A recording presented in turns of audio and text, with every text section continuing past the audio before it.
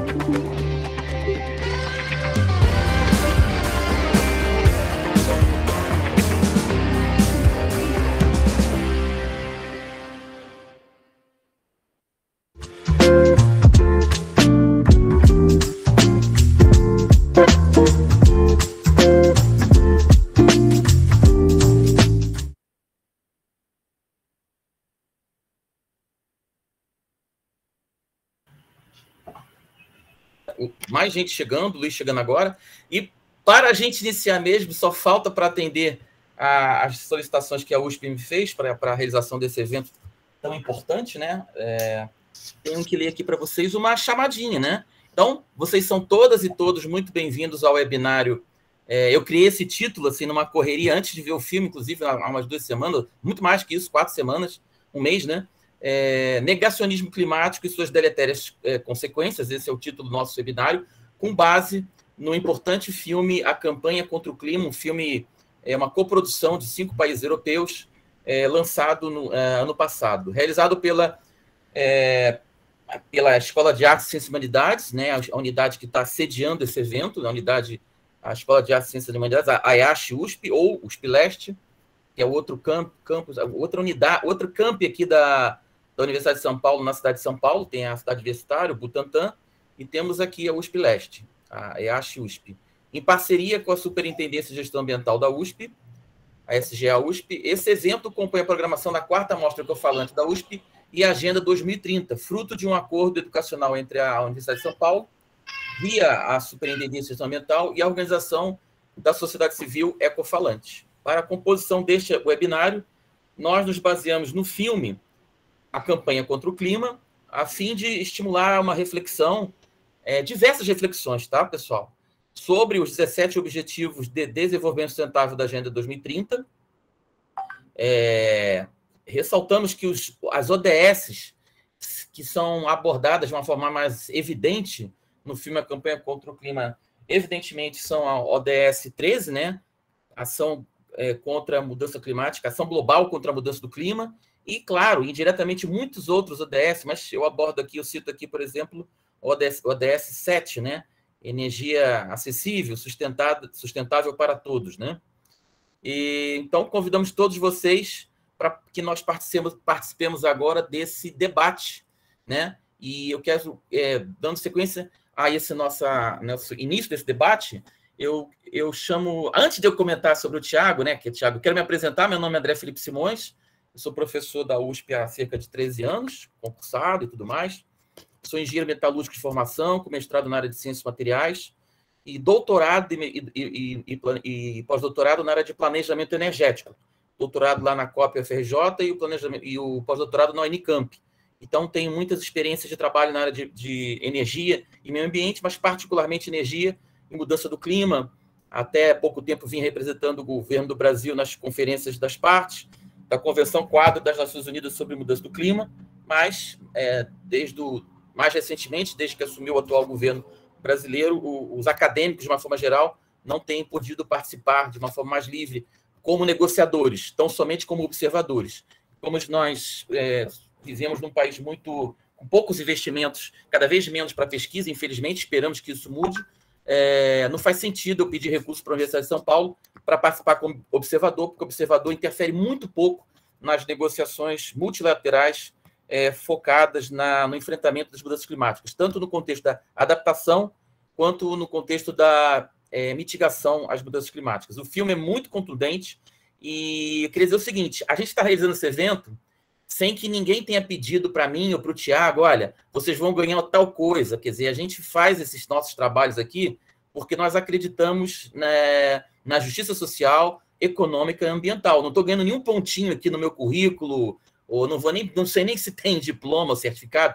É bem diferente de você fazer algo focado em algum interesse a posteriori, entendeu? A gente faz por amor à causa. E qual é a causa?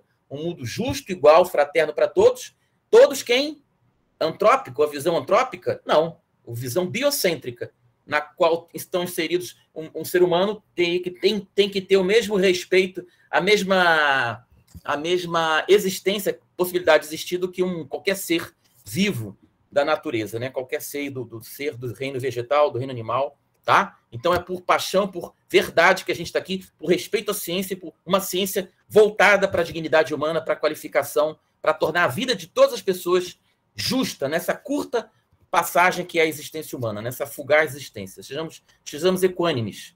Então, pessoal, eu queria logo pedir para que o pesquisador doutorando Tiago Pires Oliveira se apresente e que ele já inicie tecendo as suas considerações e logo, logo vocês vão ser já convidados para debater, exporem as suas opiniões. O debate é livre e nas universidades de países civilizados que o debate se origina, é embrionado. Esperamos que no Brasil isso ocorra ou volte a ocorrer, se ocorrer algum dia.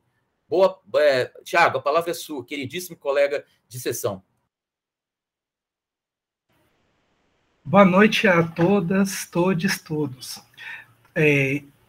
Para mim é um prazer imenso participar dessa oportunidade de estarmos repensando mesmo e colocando em cena um tema que, durante muito tempo, a academia ela acabou, digamos assim, porque ela estava preocupada, digamos, com as coisas mais importantes, com os verdadeiros debates, aparentemente. Eu chamo de verdadeiros debates porque, assim tudo, não é simples, diante da escassez de recursos que universidades, principalmente no contexto latino-americano e brasileiro, têm para poder escolher suas pesquisas. Então, normalmente, entre descobrir uma nova tecnologia à base do biodiesel, um novo biocombustível, a pessoa se preocupar com, trabalhar com o negacionismo climático não é um tema que costuma chamar muita atenção do mainstream acadêmico. Isso daí é uma coisa que acontece mais por causa da escassez mesmo de recursos que às vezes a gente enfrenta, tanto que quem normalmente enfrenta esse tipo de discussão é só pelo amor mesmo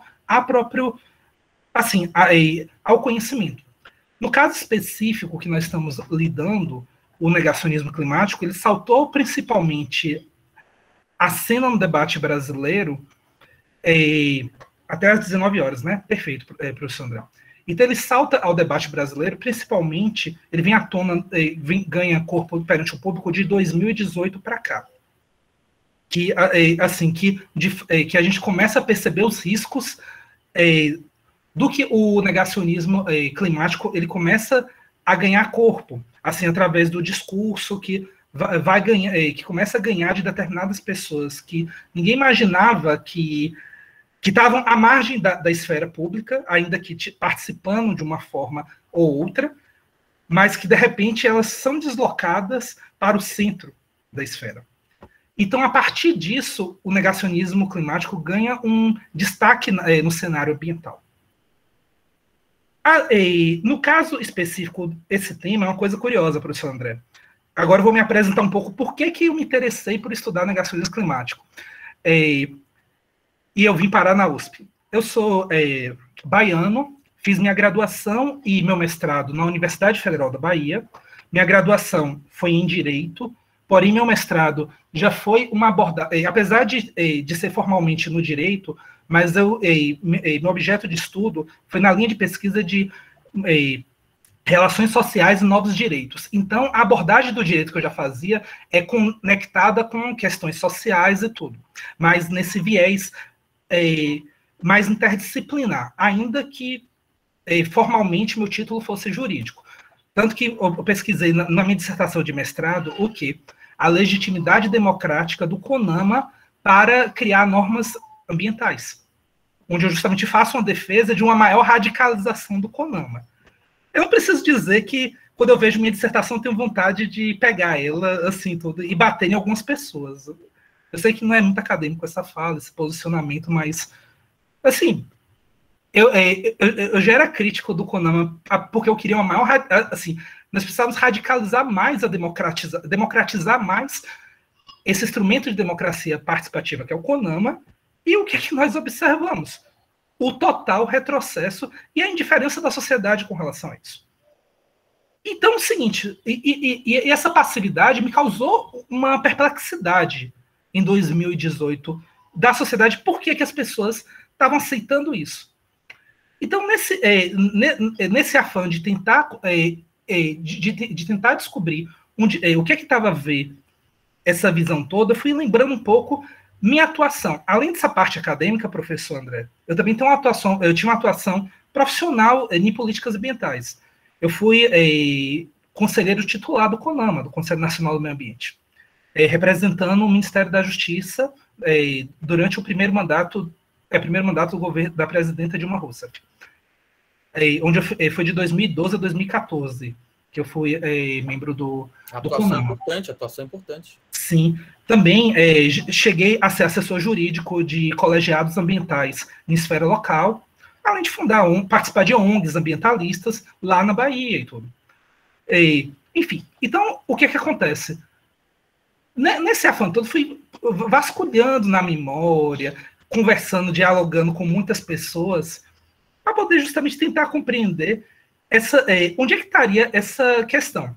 Foi aí que eu me deparo que o grande problema que eu vejo da questão ambiental até hoje do Brasil e que não foi solucionado, professor, é que nós ainda não internalizamos o problema da crise ecológica que é batido e relatado desde os anos 70. O Brasil, assim, nós tivemos um mainstream muito grande, assim, nós tivemos a temática ecológica ganhou muito o centro do debate. Só que nós não apropriamos da maneira devida esse debate, essa discussão. E como é que a gente pode observar nisso? Qual um dos sintomas dessa crise?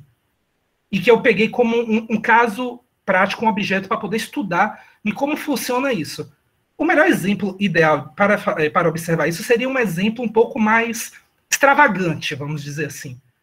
E aí me veio à tona a ideia de trabalhar o negacionismo climático. Por quê? O negacionismo climático, ele possui todos os sintomas, muitas pessoas argumentam que defendem o meio ambiente. Muitos dos eurocéticos, dos céticos climáticos, como eles gostam de chamar.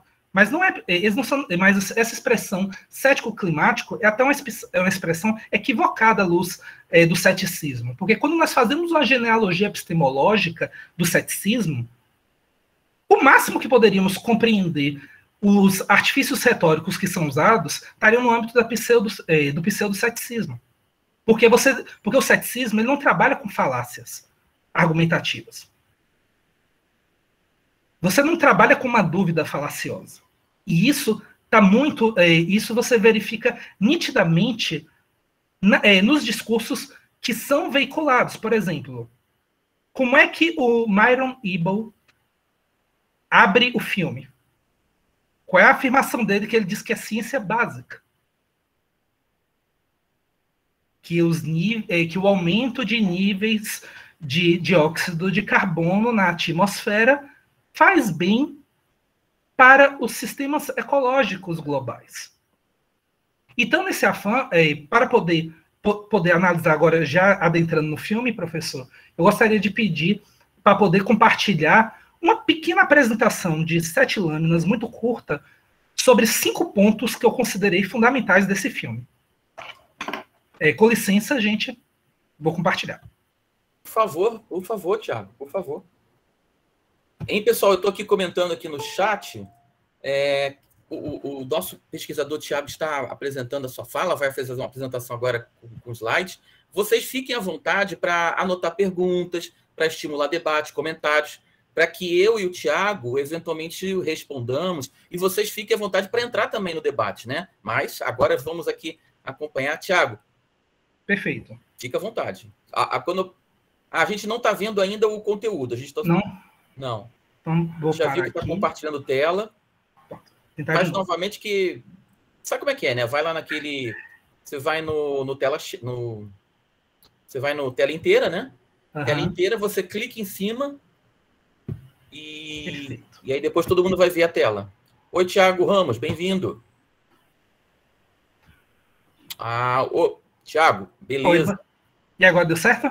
Tá quase lá. Tá entrando a imagem. Você tem que estar com a imagem do que você vai... Perfeito, perfeito. Agora só falta você, se você conseguir ampliar esse slide, essa lâmina, né? Se você conseguir colocar aqui no modo apresentação, perfeito. Perfeito. Fica, manda ver. Ótimo. Então, muito obrigado. Ainda mais, tira o ocultar pequenininho lá de baixo. Perfeito. Deixa eu localizar. Obrigado, Thiago. Boa apresentação. Muito obrigado. Então, gente, como já fez essa introdução breve, então essa ideia é o quê? De nós debatermos esse filme. Então, vamos lá. Por que estudar o negacionismo climático? Eu vou trabalhar, assim, usando um documento formal, do ponto de vista da ONU, que o professor André conheceu muito bem nos debates como observador, que é justamente a Convenção Quadro das Nações Unidas sobre as mudanças do clima. E essa convenção, ela prevê no seu artigo 6º que o quê? Ela estabelece deveres para os países que estão envolvidos na implementação dessa convenção, que busca justamente o quê? O estabelecimento de medidas de educação, treinamento e conscientização pública sobre as mudanças climáticas.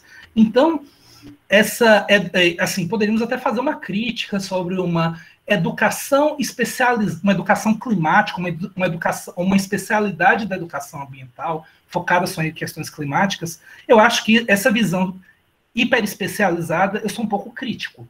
Porém, isso não significa que não se possa prestar atenção em detalhes específicos relacionados às mudanças climáticas a serem incorporadas em qualquer proposta de conscientização ecológica pelos países, pelas nações, pelos estados, enfim. Então, isso se deve e eu faço o quê? Como referência para podermos lembrar. Olha essa imagem do Myron Ebel. Quem é Myron Ebel? Myron Ebel, ele é um negacionista climático, bastante conhecido nos Estados Unidos, e até mesmo do ponto de vista internacional, entre as pessoas que enfrentam essa discussão. E por que ele é bastante conhecido? Atualmente, ele é muito mais conhecido do que no passado, porque ele foi assessor do Donald Trump sobre questões climáticas. Então, olha que coisa. Um dos mais notórios negacionistas climáticos foi escolhido para ser assessor climático pelo presidente dos Estados Unidos, que no caso, o Donald Trump, em 2016, né, quando ele é eleito presidente. E aí o que acontece? Olha a afirmação do Myron Ebel sobre as mudanças climáticas, que ele chama de ciência básica. E que não admite, ou seja, é algo que qualquer pessoa deveria saber, no minimamente, na ótica de Ebel, que é o quê? Níveis mais elevados de dióxido de carbono protegem o sistema ecológico do planeta. A partir desse ponto, nós já começamos a ver que eles utilizam uma estratégia, uma retórica com uma sutileza misturada com agressividade. Por que eu digo sutileza? Porque, aparentemente, ele dá uma informação mais banal. Quando você observa o discurso, você que não conhece o tema, aparentemente, assim, tudo mais, não, você vê uma pessoa bem apresentada, né? Assim, falando muito bem, explicando, trazendo um enunciado com uma informação que aparentemente ela seria banal e que ele traz com a maior naturalidade. Porém, quando nós recordamos nossos estudos básicos de biologia ou de geografia física, nós vemos que essa afirmação é uma afirmação completamente contrária àquilo que foi estudado no ensino básico. E por que o Myron Ebel ele consegue um sucesso muitas vezes? Ele apela para um recurso, para uma falácia, para um recurso retórico para intimidar o auditório, ou seja, o destinatário do enunciado discursivo que ele veicula, que é basicamente o quê? Ou seja, da mensagem que ele transmite, que é justamente o quê? Isso é ciência básica. Ou seja, se você, ao ler a mensagem, níveis mais elevados de dióxido de carbono protegem o sistema ecológico do planeta, e você não compreende que isso é ciência básica, é porque você não sabe de ciência.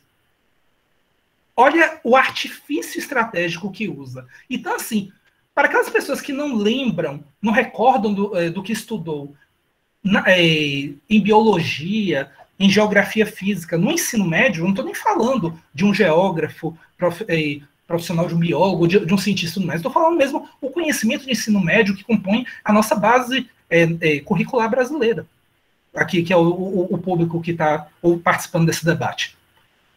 Essa informação é uma informação muito banal, o que a afirmação dele é falsa, é mentirosa. Porém, ele, ao usar essa estratégia, aquela pessoa ela se sente intimidada por esse viés. Então, trata-se de uma retórica muito que tem essa sutileza misturada com agressividade, para poder intimidar o destinatário que não tem a informação muito segura a aceitar aquilo como algo que possuiria uma certa credibilidade. Avançando. Então, o estudar o negacionismo climático, ele tem um papel muito importante porque as pessoas que abordam essa discussão, elas estão conectadas diretamente, elas não têm pretensão de vencer um debate acadêmico. Elas querem comunicar diretamente com o senso comum. Elas dialogam e conversam diretamente com o senso comum. E aí entra o segundo ponto para ser trabalhado aqui, sobre o caráter inequívoco da origem humana das mudanças climáticas. No doutorado que eu estou desenvolvendo, na investigação de doutorado que eu estou desenvolvendo no ProMUSP, eu tive a oportunidade justamente de escutar vários professores, entre os quais o professor André Simões, que nós tivemos aula e debates bastante importantes na disciplina Filosofia da Ciência, o professor Sidney Raimundo, também onde nós tivemos a oportunidade de dialogar, tive a oportunidade de dialogar com o meu orientador, o Marcos Bernardino de Carvalho, e outros professores que se eu for listar aqui, assim, não vou parar, mas assim. Então, e o que é que acontece? Em todas essas observações, uma coisa que a gente tem que ter em mente, quando estuda o negacionismo climático, é que você tem que usar um parâmetro, uma premissa. E a premissa que se utiliza nesse caso é o quê? É justamente o quê? Que é a natureza antropogênica das mudanças climáticas, ou seja, a origem humana das principais mudanças que nós estamos verificando na atmosfera e por consequência no clima, elas têm sim a origem humana, Isso é uma premissa básica para a nossa pesquisa. E por que nós falamos isso? Nossa ideia não é discutir, vamos primeiro verificar se existe mudança climática ou não, para tentar. Não, isso já é uma premissa. E por que isso? Porque trata-se de uma falácia entendermos que entrar no debate de reprovar o quê? De buscar comprovar aquilo que já foi comprovado pela ciência climática. Porque quando nós fazemos isso, nós estamos desviando o foco do real problema que está sendo trabalhado aqui. E o problema central das mudanças climáticas, para usar até uma expressão que a Naomi Oreskes ela cita no documentário, que é o quê? Cortina de fumaça. O negacionismo climático é apenas estudando essa questão, eu não tenho dúvidas, ela realmente é uma cortina de fumaça, só que ela está começando a se inserir no senso comum de vários grupos sociais. E isso é que é o grande problema. É quando você tem esse discurso negacionista de viés climático, essa prática discursiva negacionista, ela se incorporando no senso comum. E isso tem várias repercussões negativas, por exemplo, porque isso começa a interferir, isso tem efeitos não imediatos, mas até no médio e longo prazo. Por exemplo, determinadas políticas públicas ambientais necessárias para poder intervir, e no caso das mudanças climáticas, nós estamos, não é no estado apenas de mudança do clima, nós estamos, e isso daí, o último relatório que foi divulgado torna evidente essa questão, nós estamos num estágio que eu pontuo sem medo de errar. Nós estamos num estágio de emergência climática. Nós já estamos num estágio que, por exemplo, que vários efeitos que já foram produzidos pelo homem sobre o clima são irreversíveis. E agora, existem contextos que nós já devemos nos preparar, não é mais para a mitigação das mudanças climáticas. Assim, óbvio, ainda temos que investir em mitigação de mudanças climáticas, mas agora temos que ter um pouco mais de atenção para a adaptação às mudanças climáticas e aceitar o que vem pela frente e começarmos agora a adotar, vamos ter que adotar às vezes medidas um pouco maiores, um pouco mais drásticas a nível do âmbito das políticas públicas para enfrentar esse problema.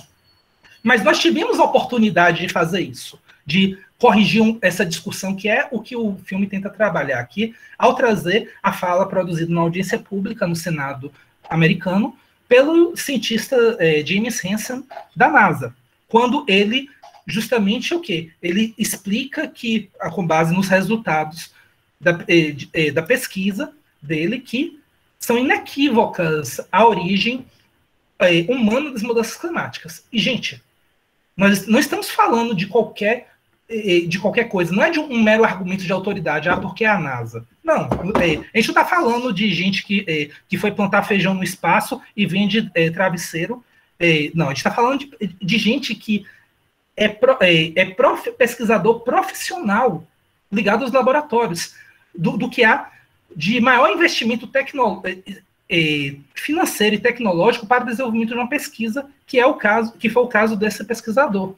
E mesmo assim, ele não foi o único. Houveram muitos outros pesquisadores que nos anos 60 haviam constatado a origem humana de mudanças climáticas que estavam acontecendo no planeta.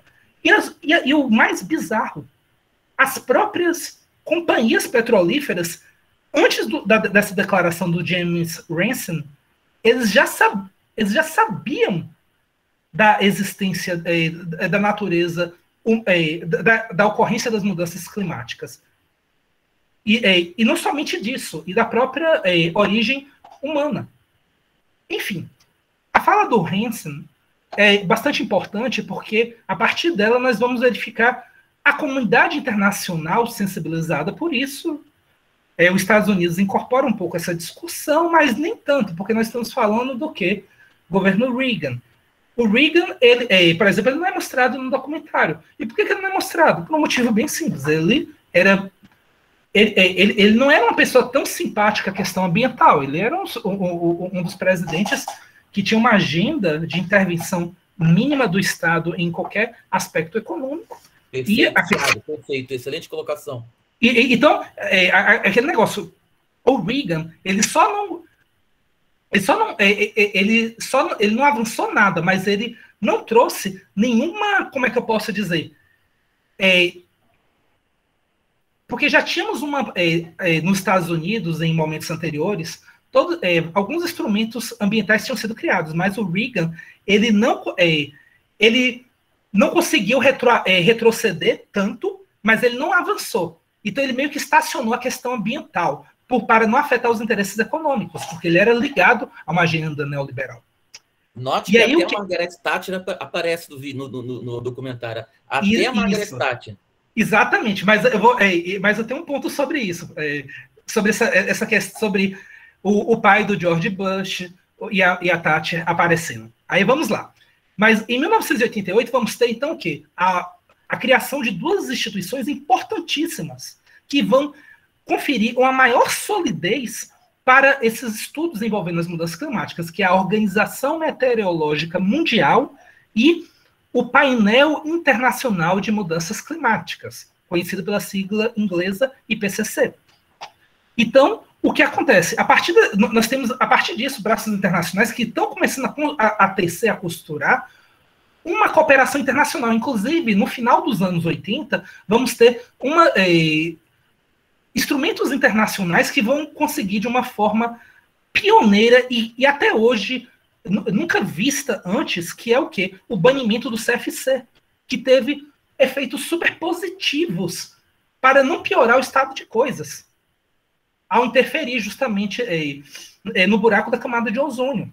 Então, assim, você tem uma cooperação que estava começando a fazer e estava ganhando corpo. E que talvez, e que isso, na minha, assim, aí agora vai entrar até num plano especulativo.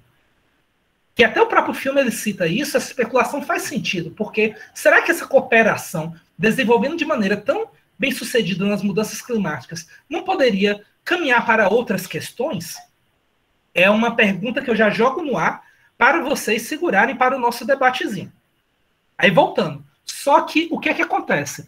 A indústria do petróleo, que ainda estava muito mal com a opinião pública por causa dos vários derramamentos de petróleo que já aconteciam nos oceanos, se eu não me engano, e agora a memória me falha, mas foi nos anos 80 que nós tivemos um grande derramamento, não sei se foi no Golfo do México ou foi na costa do Alasca, da Exxon, um navio, acho que era Exxon Valdez o nome do navio, que assim, que você via assim, a tragédia de vários animais. Isso, perfeito. Obrigado, professor.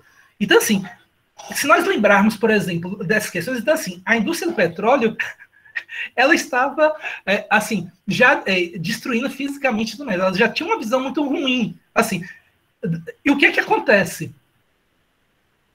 Ela, ao se deparar com essa situação, mesmo tendo os diversos relatórios internos, ela começa a o quê? A construir uma contrapropaganda para justamente criar o quê? Uma descredibilidade quanto a essas mudanças que estão começando a ocorrer em favor do enfrentamento do aquecimento global e, por consequência, das mudanças climáticas.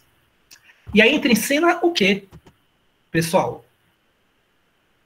A indústria climática, e peguei o exemplo da ExxonMobil, como podemos ver essa imagem, dos vários cordões que ligam aos diversos interesses, né? Que a ExxonMobil vai fazer, os vínculos, ou para usar uma expressão que ficou muito famosa no século XVIII, né? As relações perigosas, fazendo referência ao livro lá do Cordelos de Laclos, que é justamente o seguinte: então você tem a ExxonMobil costurando todas as suas relações, seus vínculos.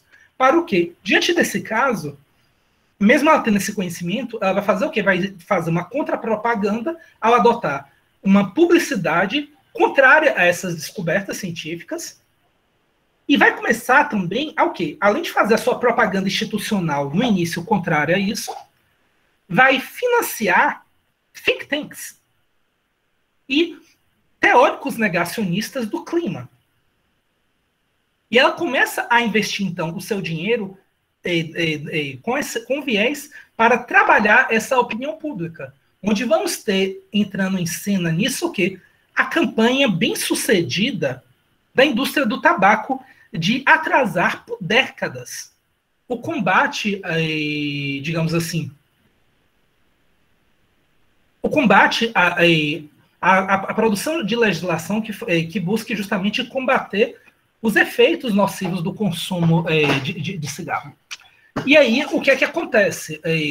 Essa estratégia, o que é que os negacionistas do cigarro, dos efeitos negativos do cigarro, eles fazem? Inclusive, tem até um filme chamado Obrigado por Fumar, que você trabalha a questão para quem gosta de trabalhar essas discussões do ponto de vista cinematográfico, mas também você tem todo esse estudo, e aí vamos ter um pesquisador da Universidade de Stanford, chamado Robert Proctor, que ele vai fazer um estudo justamente o quê? Sobre a ignorância manufaturada.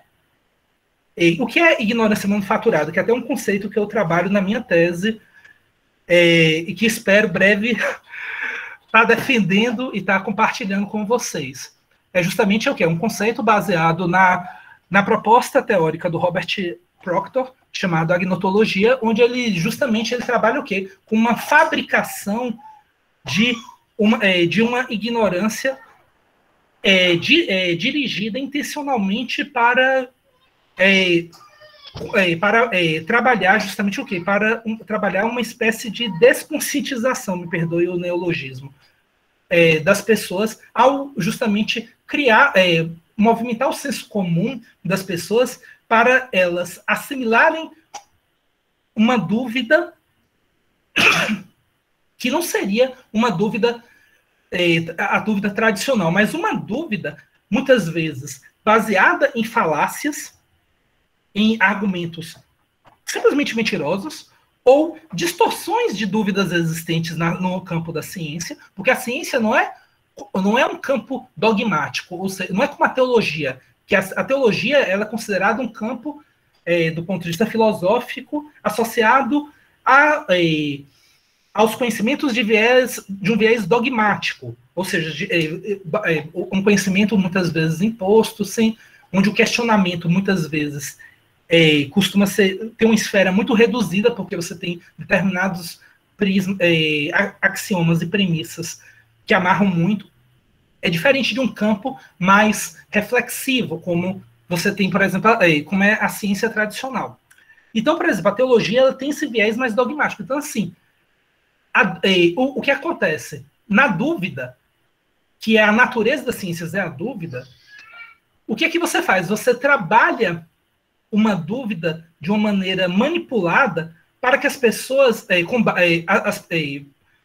para que um público que muitas vezes não compreende algumas premissas que compõem o raciocínio justamente de uma produção do conhecimento, e aí começa a entrar numa espiral de dúvidas que você, em vez de você solucionar a questão, assim, a pessoa ter um posicionamento crítico, muitas vezes elas não, como é que eu posso dizer? Dentro dessa espiral, ela chega ao ponto de questionar até a lei da gravidade. E aqui eu não faço referência ao filme de um cineasta baiano, Abaixo a Gravidade, que é um filme anarquista, crítico, irônico, que cita um exemplo surreal. O nome do cineasta se chama Edgar Navarro, que cita um episódio de um dia em que a lei da gravidade foi suspensa em uma determinada região do Brasil. Então, o que é que acontece? E aí ele faz um filme todo surreal, mas é a proposta surrealista do Edgar Navarro.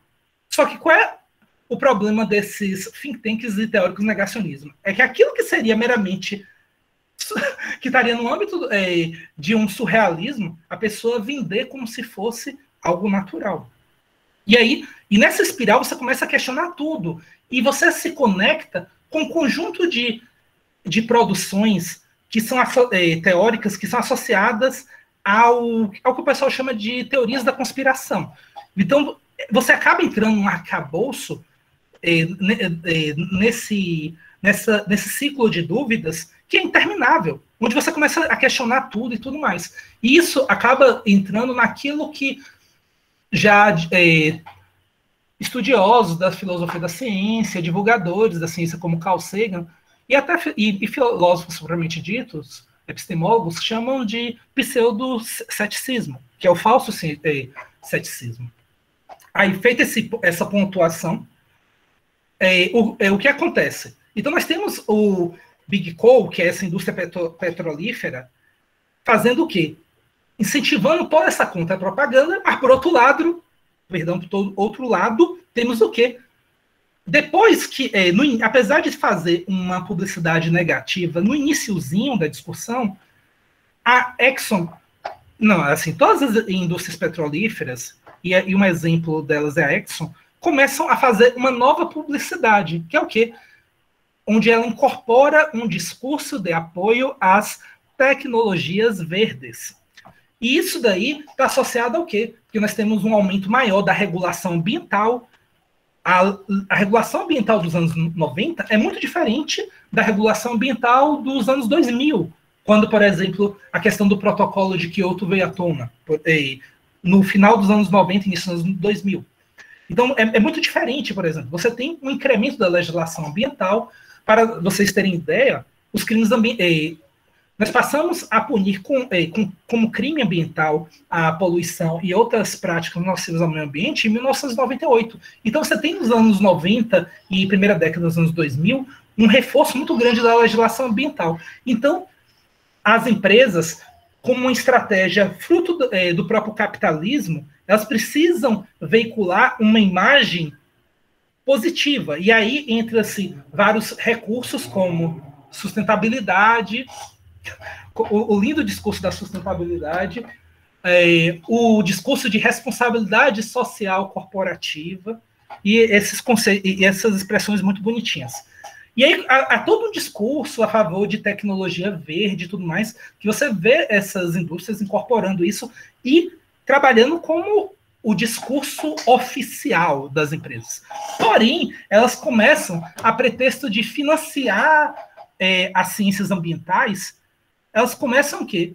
A financiar esses negacionistas, mas também elas começam a querer a ter um papel mais decisivo nas pesquisas que estão sendo produzidas no campo. E aquela história, você quando financia, por mais que exista autonomia da pesquisa, é muito complicado você saber quem é que escolhe essa pesquisa. Porque quando a pessoa que escolhe, ela não possui conflitos de interesse, beleza, nós temos uma garantia de que a autonomia científica está sendo respeitada. Porém, quando a decisão sobre recursos X, Y ou Z vai para a pesquisa A, B ou C, e esse tomador de decisão é uma pessoa que tem vínculo com uma indústria que financia negacionistas, eu acho que um sinal de alerta deve ser aceso. Não vou aqui acusar nada, mas deve-se ter um olhar crítico em relação a isso. Avançando, e o filme aponta essa questão. E aí entramos no problema dos think tanks e o negacionismo climático. Think tanks não é uma coisa ruim. Qual o papel de um think tank? É oferecer um conhecimento especializado para subsidiar políticas públicas. E existem think tanks sérios. Só que o documentário cita think tanks que não são tão sérios assim. Pelo contrário, eles são o quê? São apenas instituições que oferecem uma fachada de expertise acadêmica, teórica, científica, para promover um discurso feito em mesa de publicitários. Esse é a denúncia que é feita no documentário e que eu acho que é o ponto alto desse documentário, A Campanha contra o Clima. E isso é até interessante, porque justamente quem fez o documentário, o diretor, no caso, o Mads Elesø, dinamarquês, ele não é apenas um diretor de cinema, ele é também um jornalista.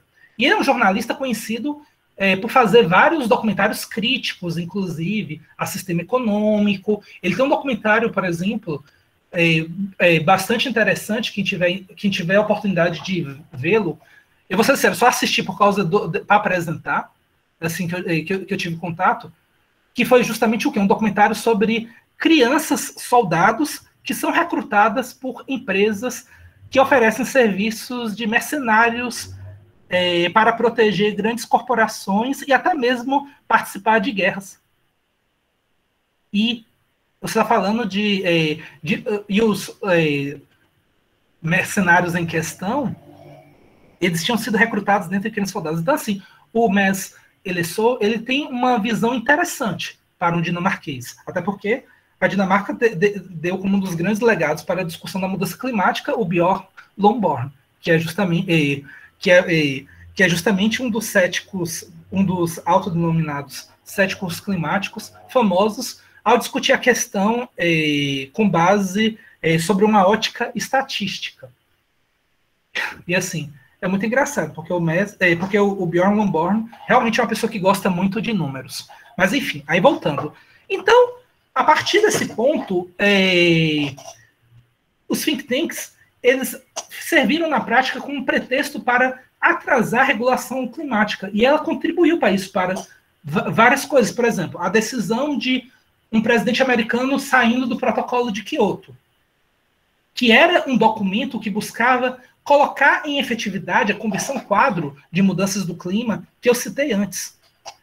E o que acontece? Foi uma ação desses think tanks, foi decisiva isso, porque elas movimentaram nos anos 90 a opinião pública americana, ao dialogar com esse senso comum, a opinião pública americana de uma forma que você tinha um grupo que era eleitor do presidente na época, a tomar uma decisão dessa, e isso não causar um impacto negativo para esse presidente.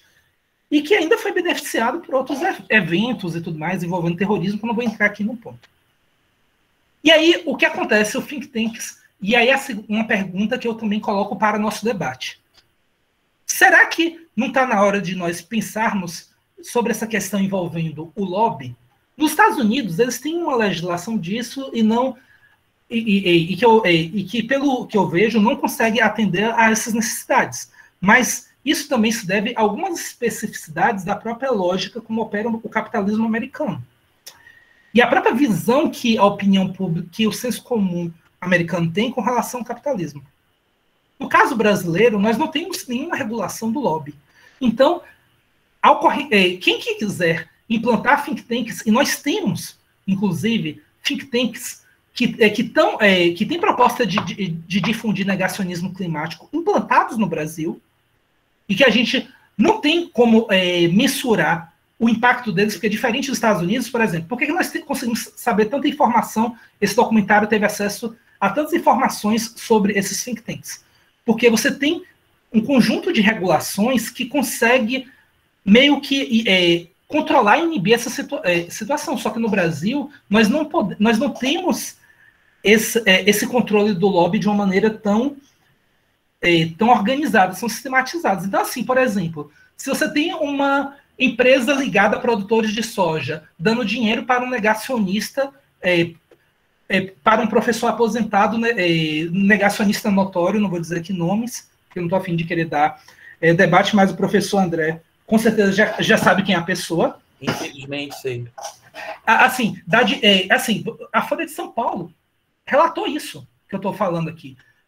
E o que acontece? E as pessoas encaram isso com naturalidade e ainda escutam essa pessoa, precisa se ter uma atenção com isso. E detalhe, se ele pelo menos dissesse de maneira explícita esse vínculo, até teria transparência, mas quando você não tem a transparência evidente, aí é um problema. Então, eu acho que isso é uma questão para podermos colocar em ponta, colocar um ponto de reflexão, essa questão, por exemplo, do lobby, para tentarmos identificar e tentarmos, assim, pelo menos ter mecanismos para colocar de maneira transparente a ação desses grupos. É uma das coisas, na nossa realidade.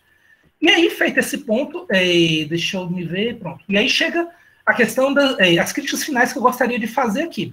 Então, o filme, A Campanha contra o Clima, ele tem o mérito de ser bastante didático sobre o funcionamento da estrutura de manipulação da ignorância que é financiada pela indústria do petróleo. Ele atende esse objetivo, eu acho que é um filme que vale muito a pena. Eu acho que minha fala aqui só está sendo meramente complementar, mas o filme por si só já diz muito. Porém, apesar de ser dirigido por um dinamarquês, ele ficou muito restrito à indústria do petróleo estadunidense. Isso se deve muito ao fato do quê? De ser um filme que você vê nitidamente que a base teórica, foi um filme construído sobre uma base teórica muito clara, que é o livro Merchants of Doubts. Numa tradução livre aqui, Mercadores de Dúvidas. Escrito pela professora de Harvard, Naomi Oreskes, e pelo um outro cientista da NASA, o Eric Conway, que é um filme que ele trabalha, que é um livro que ele trabalha a realidade estadunidense e a ação desses grupos. Só que no livro Mercadores da Dúvida, a Naomi Oreskes, junto com o Conway, eles foram muito felizes ao pegar o gancho com a indústria do cigarro. Inclusive, até o filme ele relata isso. Muitos dos negacionistas práticos, vou chamar assim, né? Gente como o Mark Morano, que foi citado no filme, eram publicitários que já participavam de outras questões. Vou até para citar o caso de um outro que não deu entrevista, que foi o Milloy, o Steve Milloy. O Steve Milloy chegou a trabalhar ao mesmo tempo para a indústria do cigarro e para a indústria petrolífera. Então ele já tinha a expertise, entre aspas, publicitária, uma expertise publicitária, para trabalhar, vender a dúvida como um produto, vender a dúvida como um produto para um determinado público, e a partir disso, ele aplicou apenas o quê? Só mudou o verniz da indústria de cigarro e colocou a mudança climática. Então, essa é a base científica dos negacionistas climáticos. São mesas de publicitários. E aí chegamos no último ponto, que aqui é uma crítica que eu faço ao filme específico, é que ele apresenta uma visão, muito idealizada da política, porque ao focar muito na indústria do cigarro e do financiamento, por exemplo, o filme, ele evitou, eu vejo que o filme não trabalhou muito bem a relação entre a indústria, o lobby da indústria petrolífera no próprio governo americano. Isso eu acho que é uma lacuna muito grande desse filme. É uma crítica que eu gostaria de fazer pessoalmente, porque é como se você tivesse uma visão idealizada dos políticos que foram enganados, apesar da boa intenção de uma Margaret Thatcher, que destruiu o sistema sindical britânico,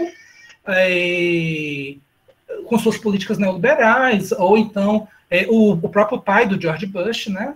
O George H.W. Bush, quando ele diz, não, vocês vão ver o White House Effect, o efeito Casa Branca. Efeito Casa Branca, certo? Vocês estão vendo o que é efeito Casa Branca com o que o filho dele fez e o que o Trump fez. Enfim, então, essa visão idealizada política, eu acho que é uma coisa que nós devemos ter um pouco críticos a isso também, porque o governo, ele não tem que ser indiferente ao negacionismo climático, ele tem que começar a agir em relação a isso, sim, a colocar no cálculo de suas políticas públicas a questão do negacionismo.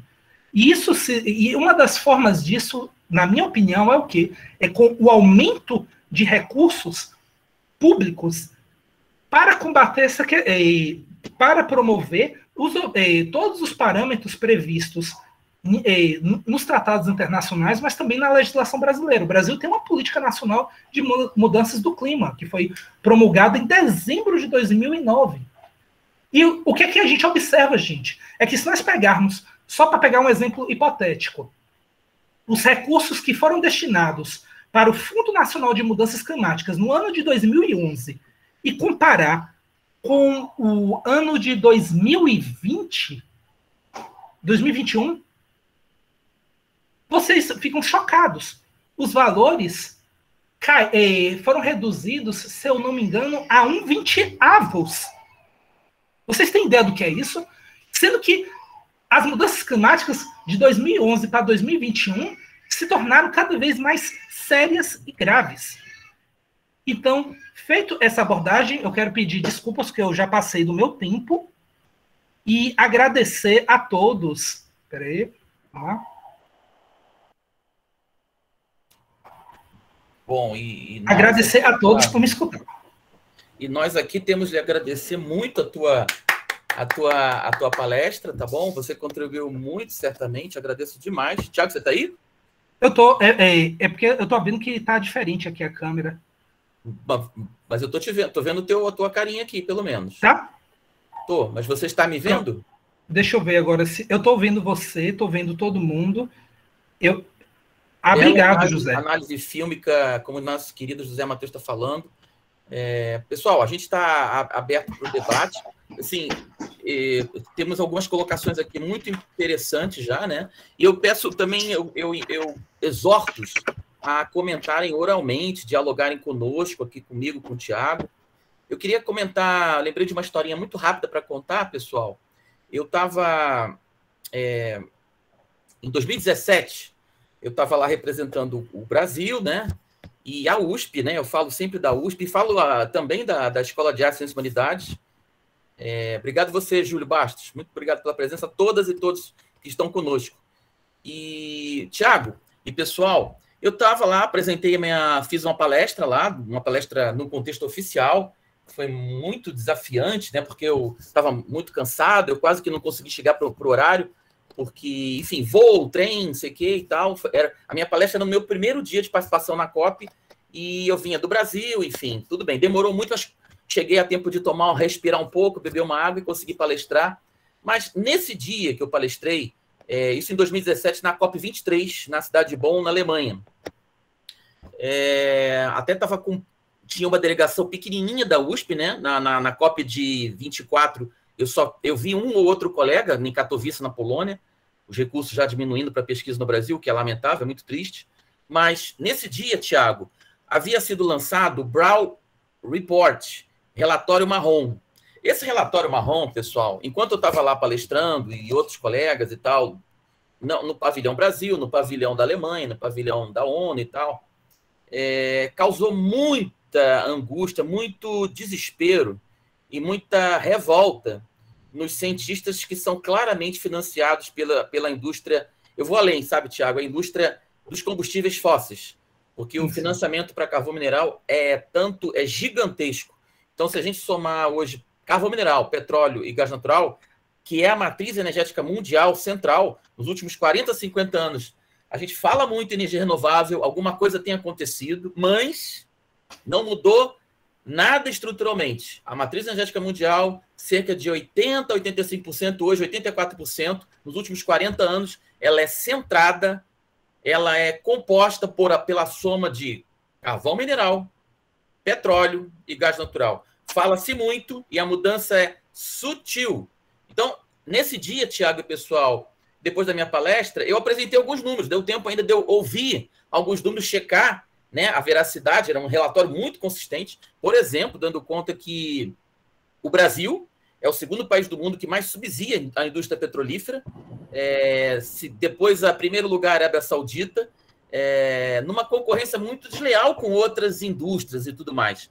Mas esses números de subsídio ao petróleo são muito difíceis de você captar. Vocês lembram no meio do filme lá, a dificuldade de você obter quais os investimentos efetivos, por exemplo, da Shell, os investimentos da Exxon. Você não consegue nem saber quanto que ela investe efetivamente nas energias renováveis. Mas olha, esses números hoje, números mais assim, ordem de grandeza, $1 trilhão aporte anual para a indústria, subsídio. O que é subsídio, pessoal? A permissão dos governos para que tais empresas, corporações, não paguem impostos. Coisa criminosa. Alguém aqui de nós pode deixar de pagar o IPVA, IPTU, conta de luz, gás, mas é assim que funciona o mundo atual, o mundo das big shots, as grandes corporações, das 100 maiores entidades econômicas da Terra. Hoje, cerca de 70 são corporações financeiras, corporações industriais, mas principalmente financeiras. $85 trilhões tem o PIB mundial. Então, pessoal, você tem mais ou menos $1 trilhão para aportar nos combustíveis fósseis e 70, 50 bilhões, 100 bilhões de dólares para energia renovável. E muitas vezes, Tiago, pessoal, essas empresas gastam mais dinheiro na propaganda do que efetivamente no investimento em pesquisa, para desenvolvimento de, por exemplo, soluções tecnológicas para aumentar o investimento em... E muitas vezes, pessoal, numa tecnologia que viabiliza mais recuperação secundária de petróleo, a chamada tecnologia Carbon Capture Storage, CCS Technology. O que é isso? Você injetar CO2, é mais complexo, mas você injetar CO2 em reservatórios de petróleo e gás natural, depois que você já injetou água, para que você aumente ainda mais quanto que aquela empresa, aquela companhia está conseguindo extrair de um reservatório petrolífero, seja onshore ou offshore nos oceanos, né? Lembro a vocês que a tecnologia humana consegue hoje extrair cerca de 50% do petróleo e do gás natural lato contínuo. A gente tem outros avanços com água e tudo mais, gás. A gente consegue chegar a 70% com muita tecnologia mais avançada. O resto fica por lá. Um dispêndio energético brutal. Esse CO2 injetado causa uma recuperação secundária de petróleo. O que as grandes empresas de petróleo fazem? Elas falam que, com isso, estão impedindo que o CO2 atinja a atmosfera e incremente o efeito estufa antrópico, aumentando o aquecimento global e, consequentemente, as mudanças climáticas globais. Porém, mal se fala que essa injeção de CO2 em grandes profundidades, que pode prejudicar, por exemplo, os animais bentônicos, pode propiciar pequenos terremotos, não há nenhum estudo conclusivo sobre isso. Mal se fala isso. Você não vai ver nunca, infelizmente, você não vai ver numa TV aberta um apresentador falando, olha, pode haver uma relação futura de terremoto, os animais bentônicos, olha, as empresas de petróleo fazem isso e conseguem aumentar seu lucro. Quer dizer, tem uma série de estratégias. Então, nesse dia, Tiago, pessoal, eu apresentei minha palestra e que foi crítica à indústria petrolífera, falando que ela tem que assumir um compromisso real. E tudo bem. Teve gente na palestra que fez umas perguntas um pouco mais duras e tal. E nesse dia, eu estava bastante cansado e resolvi beber um drink, né? Beber um vinho e tudo mais, né? Estava mais relaxado, estava cansado, precisava relaxar depois de viagem, palestra. E resolvi, no final do dia, né? No final daquele dia da conferência, resolvi entrar em uma conversa um pouco mais dura com um cientista, pseudocientista, que estava apresentando sua palestra. Eu fiquei até o finalzinho, num evento lá de um país. Tinha bem pequenininho no slide, em todos os slides dele, ExxonMobil, né? Eu falei, o cara não teve nem a pachorra de tirar a marca d'água da empresa ExxonMobil. E a minha paciência naquele dia, eu estava muito cansado.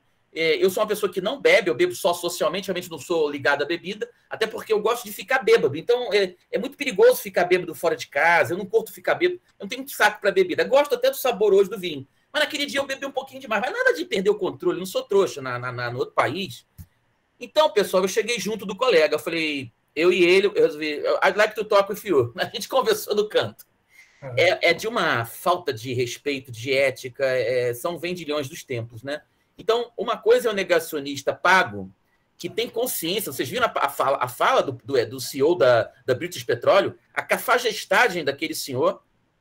Não sei o que, a gente está sabendo, é um problema. O cara tem consciência do que está acontecendo, ele sabe o que é ciência, ele sabe o que é metodologia científica, e ele ainda assim mente descaradamente. Outra coisa é o pobre infeliz que é manipulado e se torna um trouxa, um manipulado, uma cabra cega, coitadinha da cabra, os animaizinhos maravilhosos, que fica difundindo mentiras, inverdades, para defender os interesses dos seus opressores. O que é patético, é triste, e ali se torna desempregado, se torna doente através de... Enfim, é um quadro muito complicado. Essa discussão terminou mal, eu e esse colega aí de outro país, não vou nem falar qual, e, enfim, ficou para mim claro que essas pessoas trabalham só pensando numa coisa: bens materiais, aumentar seu patrimônio, não tem nenhum respeito, inclusive, com a vida dos seus filhos. São pessoas levianas e inconsequentes e que não deveriam nunca ser chamadas de cientistas.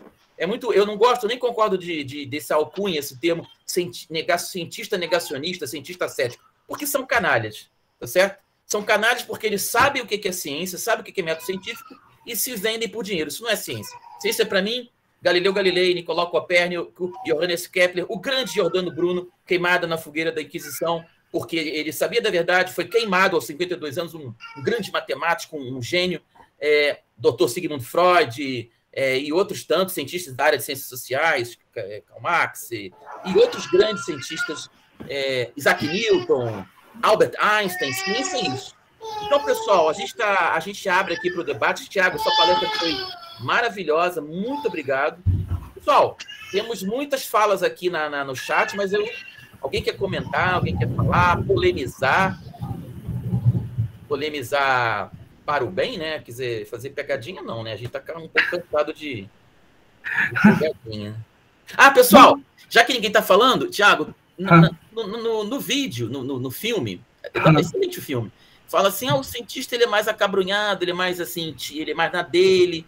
É interessante esse comentário do filme, porque as pessoas que eu trabalho, Tiago, não exatamente que eu acho que eu sou meio assim, meio teatral, né? Você percebe o meu jeito de ser, eu sou muito... No colégio eu sempre pedia para fazer o papel principal dos teatros e tal, mas na hora de produzir conhecimento, ciência, eu vejo muitos colegas meus não tendo muita força, assim, vontade de dialogar, de bater de frente. É muito cansativo o negócio desse. Aliás, produzir conhecimento do Brasil é muito duro. Sabe, pessoal, você trabalha muito, tem pouco reconhecimento salarial e da sociedade, cada vez menos, né? Porque ninguém, quer dizer, acha que a gente é marajá, não sabe que a gente não tem aumento há 200 anos e tudo mais, mas não é fácil você lidar com essa gente que se vende por dinheiro, porque a linguagem deles você vê o cara falando, eu sou um bom comunicador, eu posso vencer tranquilamente qualquer cara que venha com argumentos melhores possíveis, o cara não sabe comunicar. Eu não sou treinado nisso, em comunicar, entendeu? Eu vejo colegas meus incrivelmente tímidos, que são excelentes cientistas, mas como é que é esse contato com o público, o contato com um mercador da dúvida? Como é que você fala com um cara desse?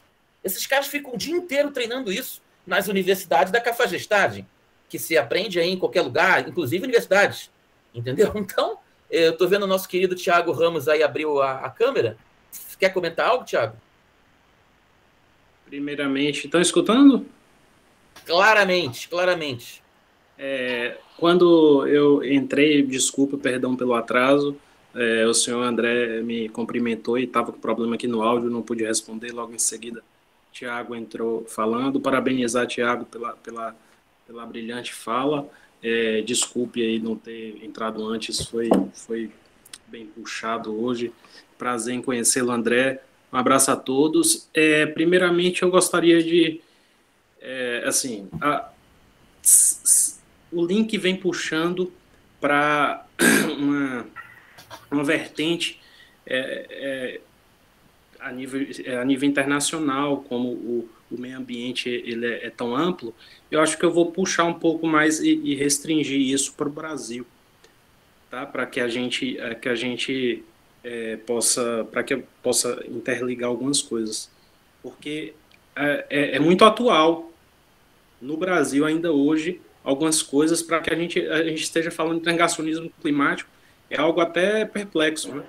É algo um pouco estranho. Então, para vocês que são pesquisadores, o Thiago eu já conheço, acadêmico lá desde sempre, né? Como é no Brasil ser pesquisador?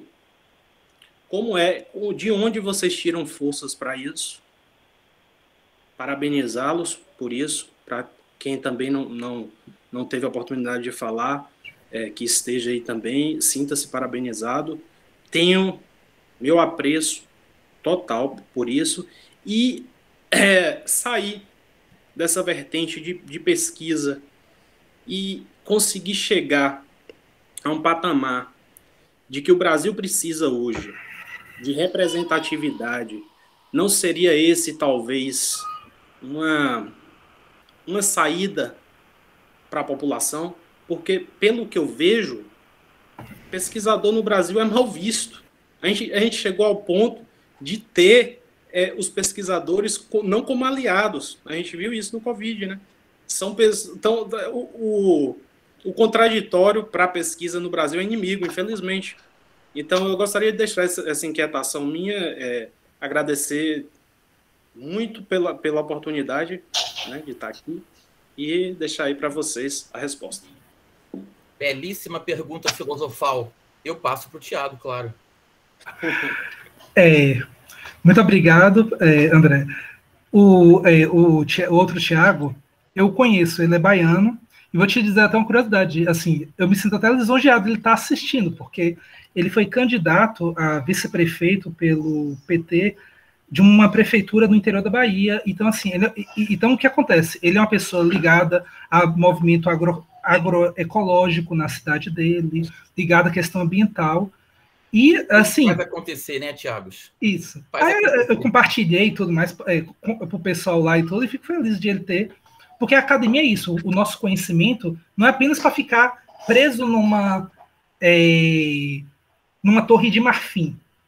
Não é esse o papel do conhecimento acadêmico, do conhecimento que é produzido na universidade, não. A universidade, ela possui uma função social, e é levar essa informação para todo mundo. Assim, o que eu acho que o desafio que a gente tem, infelizmente, é por causa de um déficit do ponto de vista educacional que o país fez, que fez com que houvesse uma espécie de divórcio entre o discurso universitário e a sociedade.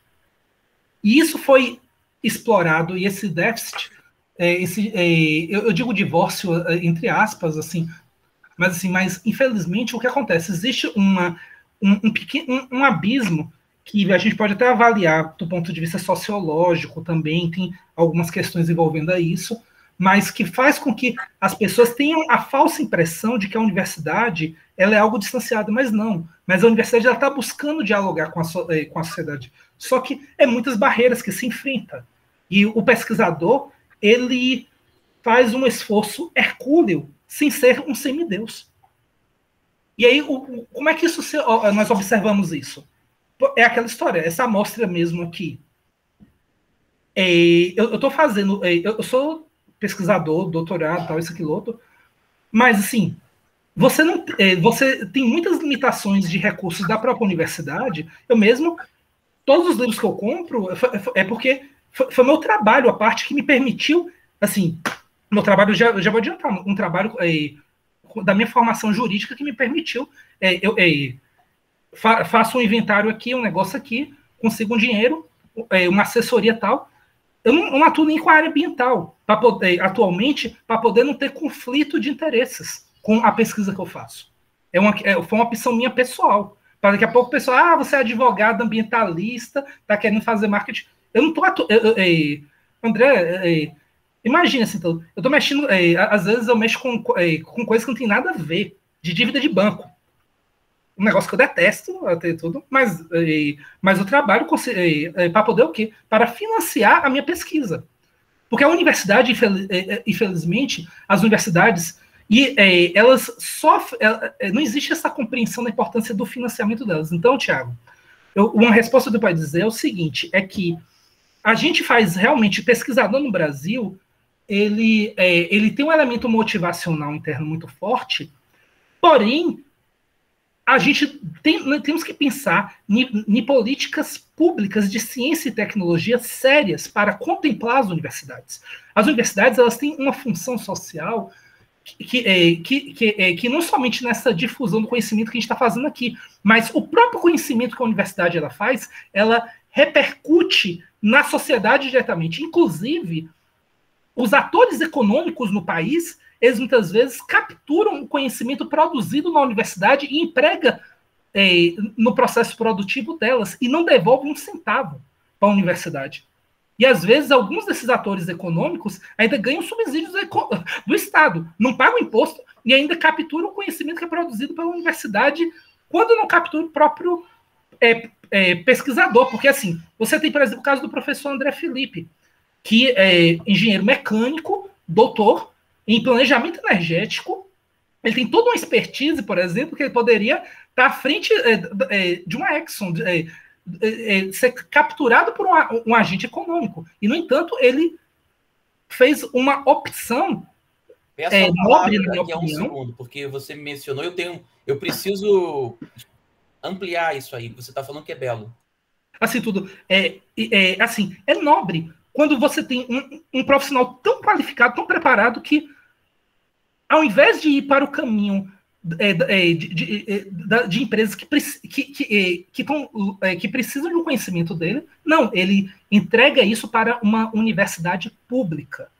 E para estar produzindo esse conhecimento com vários alunos e produzindo Tiago, assim, o professor André Felipe, ele está produzindo vários Andrés Felipes.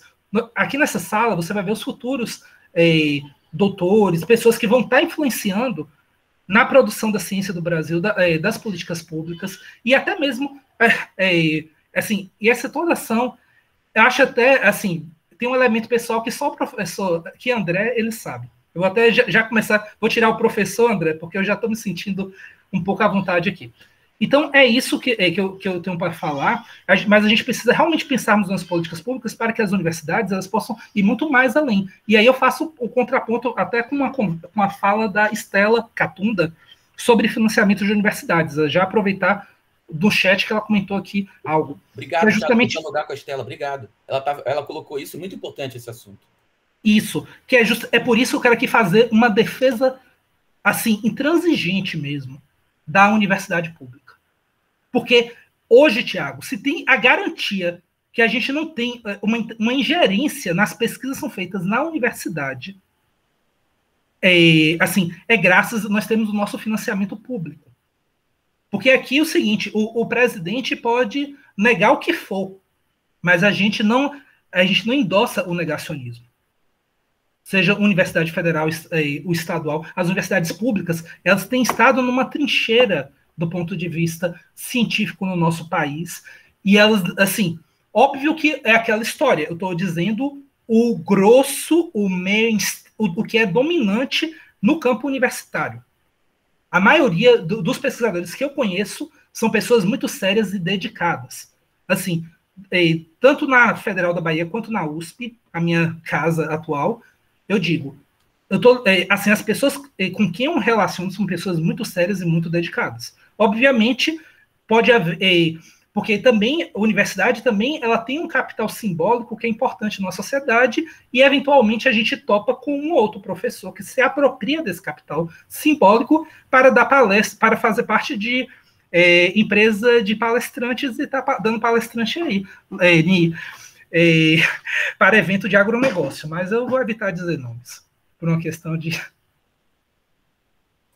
Mas o Thiago Ramos, e querido Thiago Oliveira, querido Thiago Ramos, cada pessoa tem uma história de vida, né? É o seguinte, eu tenho 51 anos, galera.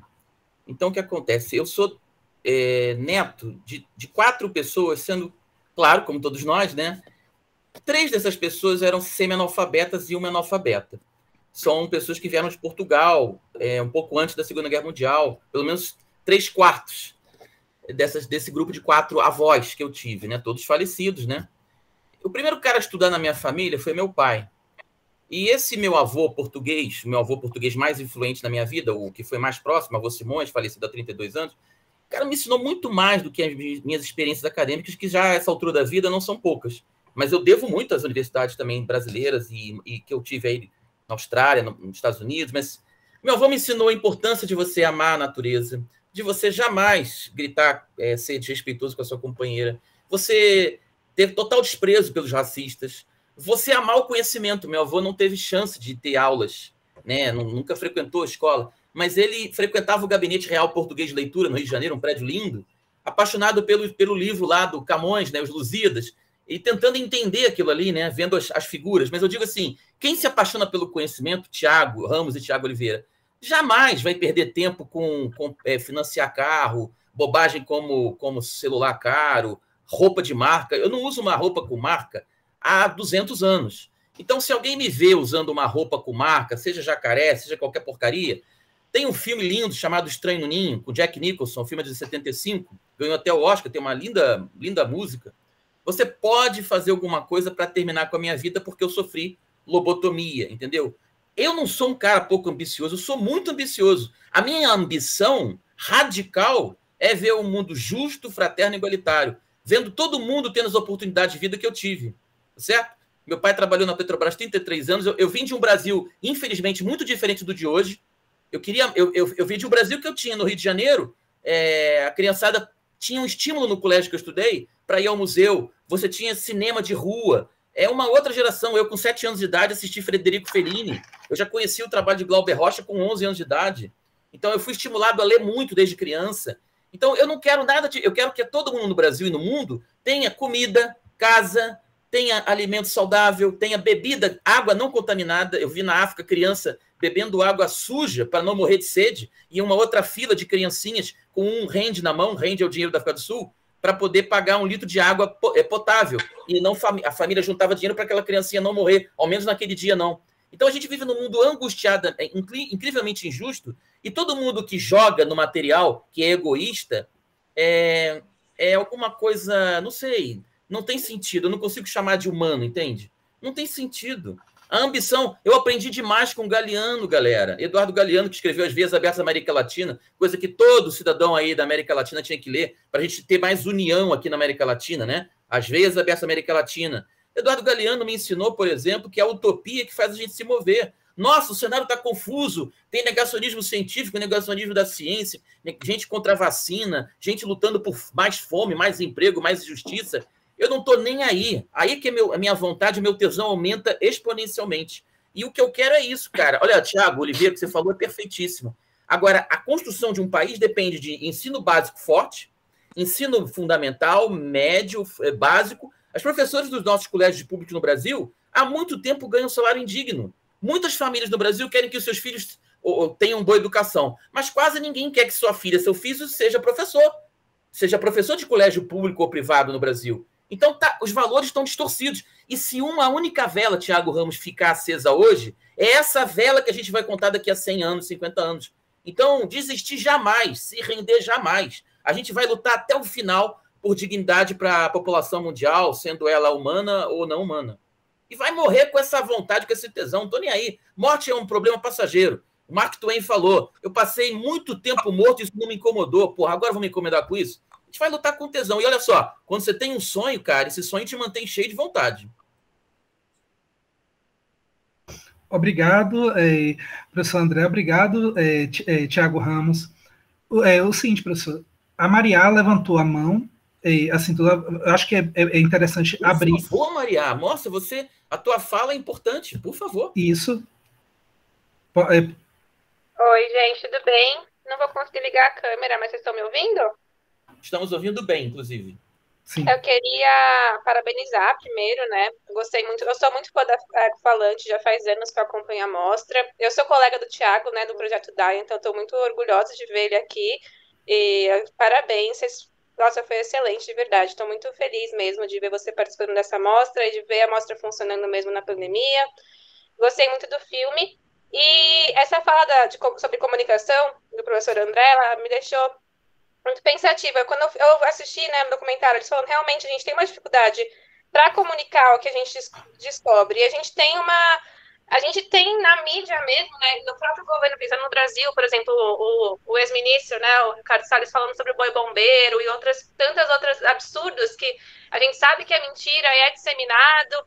E a gente continua tendo esse discurso muito, muito forte. Já vi tantos vídeos absurdos vinculados ao governo federal sobre desmatamento. Eles pagam pessoas que sabem falar para propagar coisas que são erradas e são absurdas. E a gente né, os pesquisadores que têm conhecimento, que sabem que são absurdos, a gente não consegue ter voz.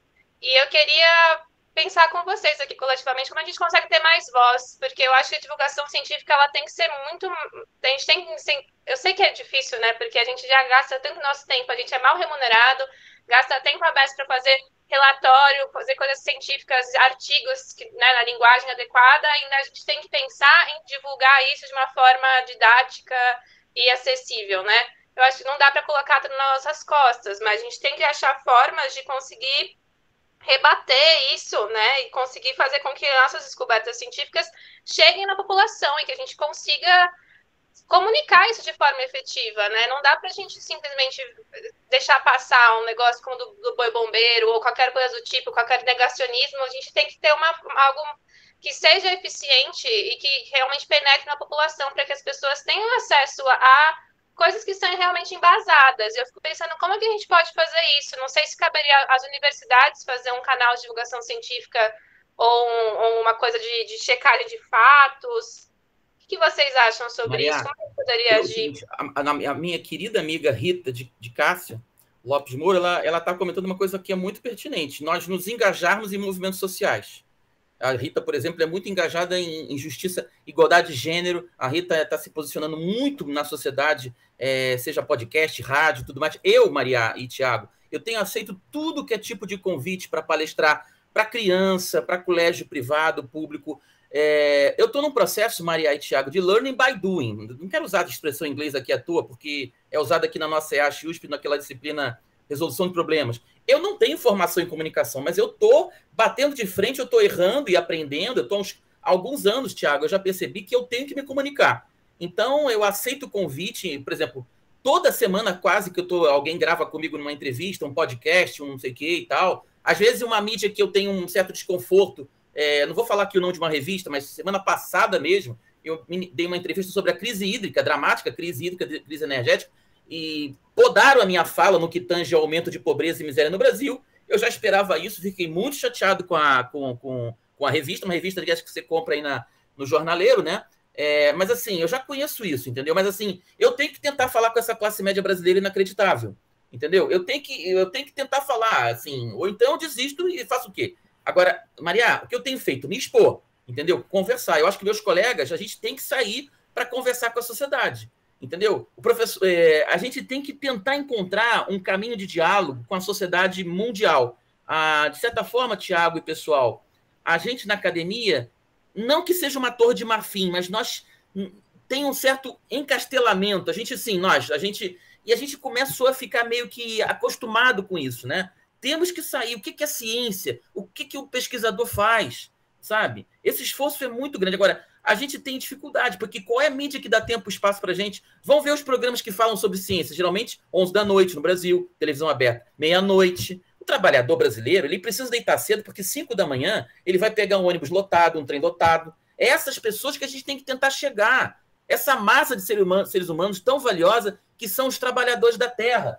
Está aqui um quadro que eu tenho aqui na minha casa, eu queria pegar. Quem move o mundo, gente, não é o dinheiro, o ser humano, e o ser humano trabalhador. Trabalhadores da terra, univos. Somos todos iguais. Aqui na USP a gente tem a Associação dos Docentes, eu faço parte, e temos o Sindicato dos Funcionários Técnico-Administrativos, são 14 mil. Tinha que estar todo mundo juntinho, cara, todo mundo oprimido, com salário baixo. Agora, vai chamar um colega meu, quer dizer, não todos, muitos colegas têm conscientização política. Olha, você é um trabalhador. Cara, o que? Eu? Trabalhador?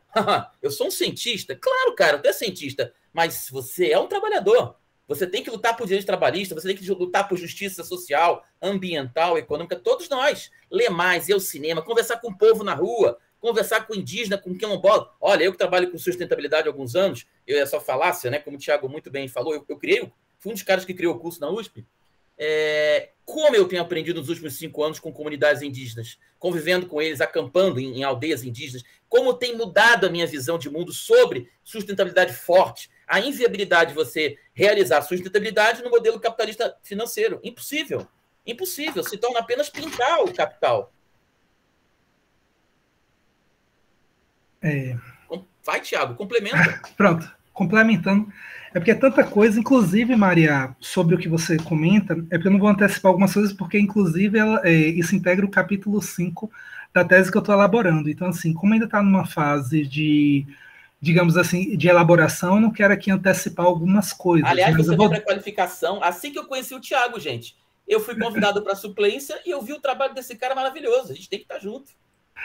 E assim, eu fico muito feliz mesmo, assim, justamente do convite. E que eu espero, que inclusive, professor André, espero que isso aqui seja um início de muitos projetos em comuns. A honra de ser toda minha. Já digo que as portas estão abertas. Aí, voltando. Com relação à sua fala, Maria, você é muito pontual.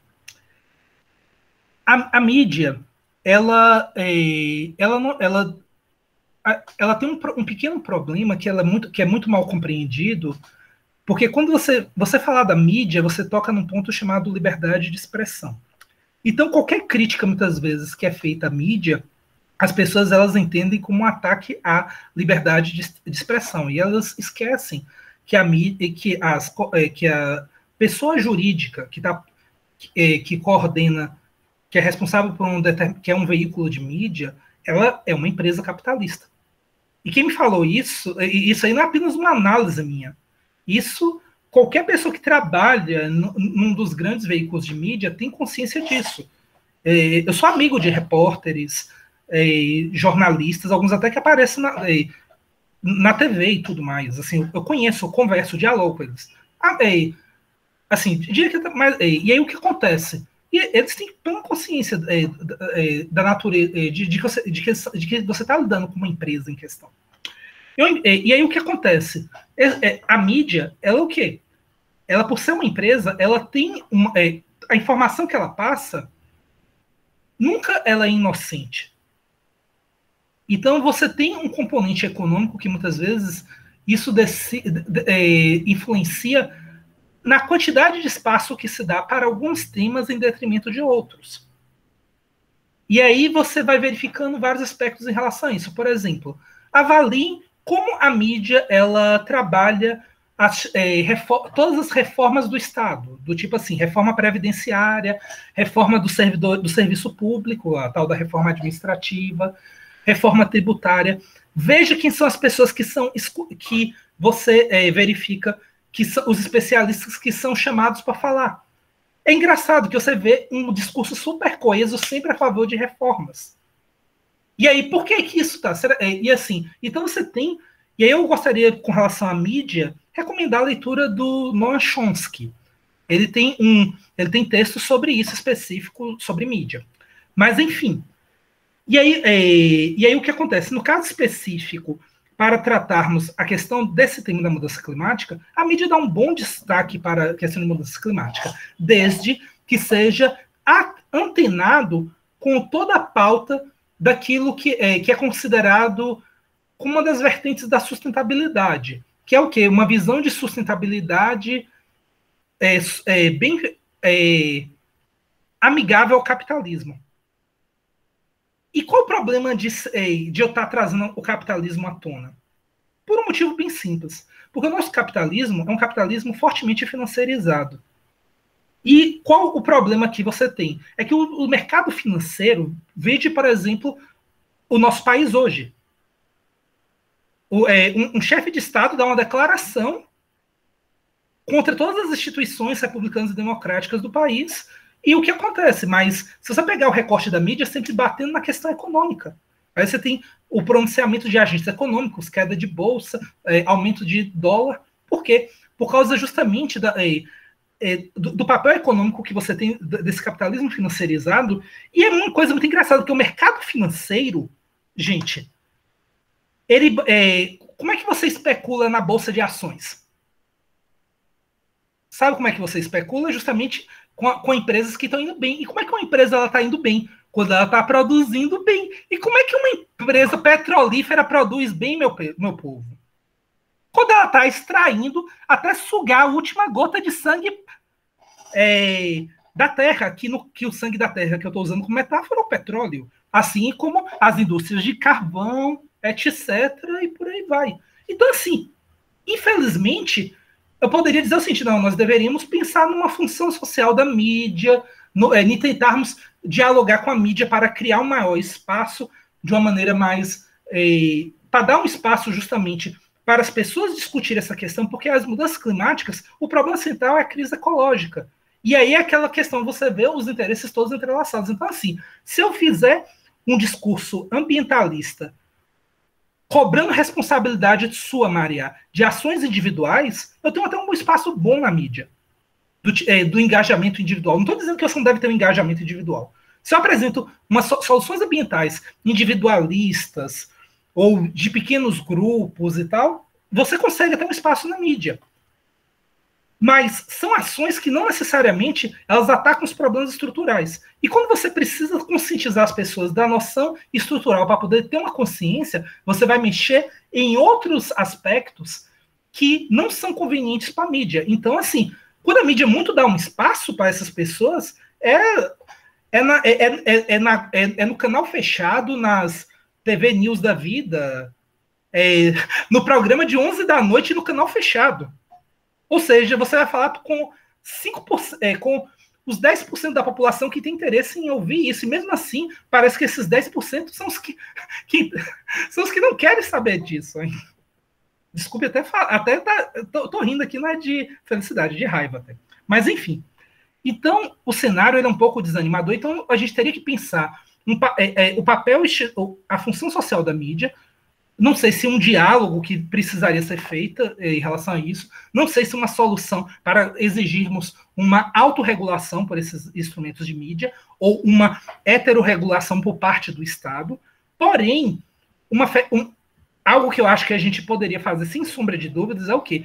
É estimular que esses veículos de mídia, de uma forma autorregulatória, ela criassem conselhos em que chamassem a universidade para discutir. Eu já vou antecipar uma coisa que eu trabalho na minha tese. Aqui, já estou botando aqui em primeira mão, já estou... Ainda não estou nada publicado. Segredos da pesquisa, cuidado. Ah, tá, verdade, assim, tudo. Assim, porque eu não consegui resistir, André, às vezes a gente tem as coisas... Tô brincando, mas você sabe que o trabalho não está publicado e tal. Isso, tá muito inédito, assim... Tem todo aquele carinho ali para proteger o... Né, Obrigado. Então, assim, o que é que eu posso dizer de antemão é o seguinte, a gente tem que pensar em repensarmos a maneira como é feito hoje essa questão, porque o estado da arte, ele não tem interesse em se abrir realmente. Então, assim, e eu suspeito que o autorregulatório, ele é insuficiente. Então, esses são pontuações, e por fim, o que eu tenho para dizer é o quê? É pensarmos uma política pública de ciência e tecnologia que passe a levar a sério a difusão científica. É uma outra coisa. Nós não temos uma política pública consolidada, Maria, de investimentos em difusão científica, em extensão universitária. Extensão universitária é o quê? Costuma ser ação de professor abnegado, aluno abnegado. Pessoal, eu achei o livro do Chomsky, Thiago, eu achei o livro do Chomsky, o título, eu recomendo fortemente, eu já li muitos e muitos trechos, Propaganda Política e Manipulação, o nosso queridíssimo, ainda vivo, né? Há mais de 90 anos, Noam Chomsky, que dialogou com Foucault e tantos outros pensadores magistrais do século XX, né? Ainda vivo, Noam Chomsky. Olha, pessoal, Maria, é muito difícil, Thiago. A mídia brasileira, ela é uma mídia privada corporativa, ela reflete a voz do patrão. A maior parte dos proprietários de mídia aberta no Brasil são os caras que também são os donos das ações centrais do agronegócio, por exemplo. Ou os caras do setor petrolífero internacional que está chegando firme. Vocês acham que é à toa que o gasolina no Brasil está quase R$7, ou já passou? Acham que é sem sentido o diesel está tão caro? A gente poderia ter aqui um diesel baratíssimo, uma gasolina também, porque a Petrobras hoje produz todo o petróleo necessário para atender as necessidades do país, particularmente gasolina e óleo diesel. O que está sendo imposto ao Brasil sem a população ter noção nenhuma de nada? O Brasil exporta esse petróleo de alta qualidade hoje do pré-sal, depois de um esforço tecnológico fantástico, uma luta tecnológica de mais de 20 anos da Petrobras, para principalmente os Estados Unidos. As refinarias estadunidenses refinam esse petróleo, um refino até fácil, porque é um petróleo hoje de alta qualidade, e depois o Brasil importa derivados de petróleo para ser usado aqui no Brasil. Derivados de petróleo, por exemplo, gasolina e óleo diesel. É claro que o preço nunca vai ficar baixo nesse contexto, porque tem o petróleo transporte, tem o custo associado a muita coisa. Isso viabiliza esse preço elevado da gasolina e do diesel no Brasil, que empresas internacionais de petróleo atuem aqui no Brasil, ao custo de fome no Brasil, ao custo do desemprego. Agora, a população brasileira não vai ser informada. Eventualmente surge um debate muito sutil, meia-noite, e olha, eu recomendo fortemente que vocês não assistam mídia vulgar. André, eu não tenho Facebook, eu não estou nem aí para Twitter, eu não estou nem aí para Instagram, agora tem um negócio chamado TikTok. Eu quero que se dane, tá certo? Porque é veículo aberto, a gente é dual, a gente tem dentro da gente o bem e o mal. Adolf Hitler era muito elegante com os seus funcionários particulares. Eu não vou dar bobeira para eu tenho que ter muito contato com coisa legal. Olha, quer ler mídia, quer ler informação? Vai procurar, assim, não é legal falar, mas lê El País, lê Le Monde Diplomatique, lê, sei lá, tem tanta mídia aí, revista Fórum. Não dá bobeira, cara. Se você, o nosso cérebro é igual aos nossos músculos. Se você não malhar, não cuidar disso aqui fica preguiçoso. A gente começa a absorver a informação mais fácil, mais mastigada, porque estudar, pensar é difícil. E muita gente se manda de estudar, eu estou cansado. E se você não treina o pensamento, cada vez mais você fica retroativo, um pouco desejoso de absorver. Quando você se encanta, quem lê muito quer ler cada vez mais. Quem nunca lê começa a ter ódio da leitura. Aí vem queimar livro, quer dizer, Então, agora, falta política pública. Agora, Tiago, eu não tenho essa esperança toda que você tem. Não, vamos criar uma política. Que política, bicho? A gente tem que tentar quebrar o sistema, cara. Criar política. Você quer conversar Davi contra Golias? Só ganhou a batalha, cara, naquele texto bíblico. Eu respeito quem tem religião. Criaram uma funda, o Davi, na sorte, acertou o gigante Golias. Mas, bicho, cara, você não tá... Eu já tive cada conversa no mundo, Tiago, com pessoas que não têm, sabe? Os caras não estão nem aí para a vida humana, para o meio ambiente. Quantas e quantas vezes em reunião, eu com essa carinha aí de filho, de herdeiro, olhos claros, em reunião aí, preparação para a COP, não sei o quê, os caras, eu trato o meio ambiente, sabe como? Eu tenho uma samambá em casa, jogo água, eu não estou nem aí para o meio ambiente. As pessoas falando como se eu fosse cúmplice desse pensamento. Aí chega lá o ministro para falar, bom, vamos se apresentar? Quem é você aí? Não, eu sou o professor André Simões da USP. Professor, eu estou brincando. Não, professor, que isso? O meio ambiente é importante para mim, o ser humano também. É mentira. Você tem um grupo na Terra que já desistiu da continuidade da espécie Homo sapiens e tem outro grupo que acredita visceralmente na vida. Esse confronto, para atrasar essas analogias bíblicas, eu que não tenho religião, fico à vontade, a gente tem uma série de anjos caídos, né? Os coleguinhas aí do Lúcifer, e a turma que ainda acredita visceralmente que a gente pode continuar e trazer beleza para toda a vida na Terra. Tem galera que já desistiu. A gente não vai perder para essa turma, tá certo? Não vai perder. A mudança climática, eu acredito que a gente vai sofrer ainda, mas a gente vai chegar num nível de conscientização. Eu espero que não seja por uma incidência maior de eventos climáticos extremos. A gente está na iminência de processo de fome grave no mundo, porque a gente não vai conseguir produzir alimentos. A gente está na iminência de mais furacões, enchentes radicais. Vocês viram o que está acontecendo de temperaturas elevadíssimas na Europa, enchentes radicais na Alemanha, mais furacões. E outra coisa, eu que acompanho modelagem climática, com muita dificuldade a gente vai conseguir aumentar metade do mundo a partir de 2040. Porque aqui no Brasil, Estados Unidos e a região da Mediterrâneo, uma série de trabalhos muito consistentes dão conta que não conseguiremos mais produzir grãos. E como é que vai ser para alimentar? Hoje somos quase 8 bilhões de seres humanos. Em 2050, as Nações Unidas estimam quase 10 bilhões. Vocês imaginam que... Como é que vai ser? Conflitos. Já está acontecendo conflito por água. A gente vive sem petróleo. Caos, já tem muita guerra. E por água? Vocês estão imaginando, quem tem hoje 20 anos, que futuro vai ter?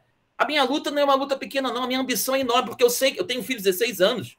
Mesmo que eu não fosse apaixonado pelo meu filho, a gente tem uma situação climática aí futura desesperadora. Eu nem entrei muito nessa, né? Porque, aliás, convido vocês, quem tiver a fim de trabalhar com mudança climática, estudar. Eu ministro uma disciplina na IASH, USP, chamada Mudanças Climáticas. É uma disciplina de pós-graduação, do curso de sustentabilidade. E eu e um colega chamado Kies, que é um paleoclimatologia. Eu acho uma disciplina fantástica. E a gente costuma aceitar alunos especiais, inclusive da graduação da USP e de fora da USP. Então, se você tiver interesse, pessoal, só procurar aí, chama-se Mudanças Climáticas, né? Eu e o Cristiano, a gente acho que nunca não aceitamos aluno especial. O que é o aluno especial? É aquela pessoa que não é aluno regular da USP, tá? Pessoas que têm uma formação superior em qualquer área do conhecimento, porque a gente... Olha, quantas vezes a gente tem aceitado jornalista? A gente sabe quão importante é ter jornalista presente em sala de aula. Então, pessoal, é isso. A gente está aberto para dialogar com a sociedade. São 7h55 da madrugada, da noite, e eu queria saber quem tem interesse em dialogar. Eu estou fascinado, entendeu, Tiago? Eu quero assistir tua defesa de doutorado, estando vivo, né, se os deuses permitirem. Como assim, se os deuses permitirem, Deus? Isso é novo, papo furado. Ficar vivo é uma improbabilidade total, eu sou filho estatístico, a cada segundo a gente não sabe o futuro, não tem certeza. O chato é que os ricos estão achando que o mundo deles é diferente. A galera respira o mesmo ar que a gente. A gente está vivendo uma situação que daqui a pouquinho está no limite de todo mundo na Terra. Se a gente não se irmanar, não se proteger e não criar estratégias coletivas, como fomos enquanto o início da nossa jornada humana na Terra, antes de sermos Homo sapiens, a gente trabalhando coletivamente, um caça, outro colhe, depois na luta do fogo, um protege a fera, o outro não sei o quê. A gente foi muito próximo, muito amigo. Agora a gente inventou essa coisa do dinheiro, que é legal, mas o dinheiro acumulado, muito ruim isso. Guerra, fome, desigualdade. Olha, o PIB da Terra é hoje 85 trilhões de dólares. Se a gente dividisse pelo número de habitantes, como faz a conta tão rápida, tão interessante o economista Ladislau Dalbor, professor emérito da PUC São Paulo, um senhor fantástico, de mais de 80 anos, um economista brilhante. Saibam vocês que a renda per capita de uma família de 4 pessoas hoje no mundo, se o dinheiro do mundo fosse equilibrado, igualzinho, 20 mil reais para uma família de 3 a 4 pessoas. Não falta riqueza na Terra. O problema é que está tudo incrivelmente desigual. 26 famílias hoje, segundo a Oxfam, uma consultoria que mensura, do Reino Unido, que mensura a desigualdade, 26 famílias detêm riqueza análoga a 3,7 bilhões de habitantes, a parcela mais pobre do mundo. Como é que a gente vai continuar assim? Vai dar, desculpa, e vai dar problema para todo mundo. Outra coisa, no Brasil, 5 brasileiros, segundo a mesma Oxfam, detêm a riqueza análoga a 108, 109 milhões de habitantes, os mais pobres do Brasil. 5! Aí você vende o sonho que qualquer cidadão, self-made man, o cara da sorveteria, o dono do boteco da esquina, acha que ele tem o mesmo poder, que ele é capitalista igual o cara dono do Itaú, o acionista majoritário da Shell. É de uma ignorância, mas essa ignorância é construída. O povo brasileiro é lindo. Eu que sou acadêmico, eu jamais conseguiria fazer as músicas rosas do Cartola. Eu não conseguiria fazer nunca a música a Honda, a música que o Adoniran Barbosa. Eu tenho minhas limitações, eu tive toda a educação melhor do mundo. O povo brasileiro é maravilhoso, eu nunca vou desistir dele. Faz música de alta qualidade, tem esse samba que é lindo, a gente é muito bom nos esportes, a gente tem Petrobras, Embraer, temos USP. Não acreditem que o brasileiro é um negócio só exótico. O nosso exotismo é lindo. Agora, a gente pode muito. E temos uma série de exemplos na nossa história. Cientistas, pesquisadores. Temos um cinema fantástico, que nunca foi premiado por preconceito da academia, seja Oscar. Já ganhamos Palma de Ouro em Cannes. É um país maravilhoso. Basta que nós não tenhamos vergonha da nossa história, resolvamos essa vergonha trágica da escravidão por mais de 350 anos, que é um país com solo maravilhoso, com sol maravilhoso, com mais de 8 mil quilômetros de linha costeira, com uma história linda, com uma população indígena. Eu estive na Austrália no passado, exterminaram os aborígenes. A gente ainda tem população indígena. Basta a gente se orgulhar de quem nós somos, da nossa origem. Eu espero que a gente ainda seja um país do futuro, porque o futuro está precisando de soluções novas. Essa solução estadunidense, solução europeia, não está dando certo. Entendeu? O Brasil tem muito a dizer. Agora, se a gente sumir do mapa enquanto civilização, acabou, né? A gente parece que está no limite disso, com negacionismo da ciência, com mais fome, desemprego. Hoje, 19 milhões de brasileiros passam fome. 19 milhões todos os dias. Professor, muito obrigado.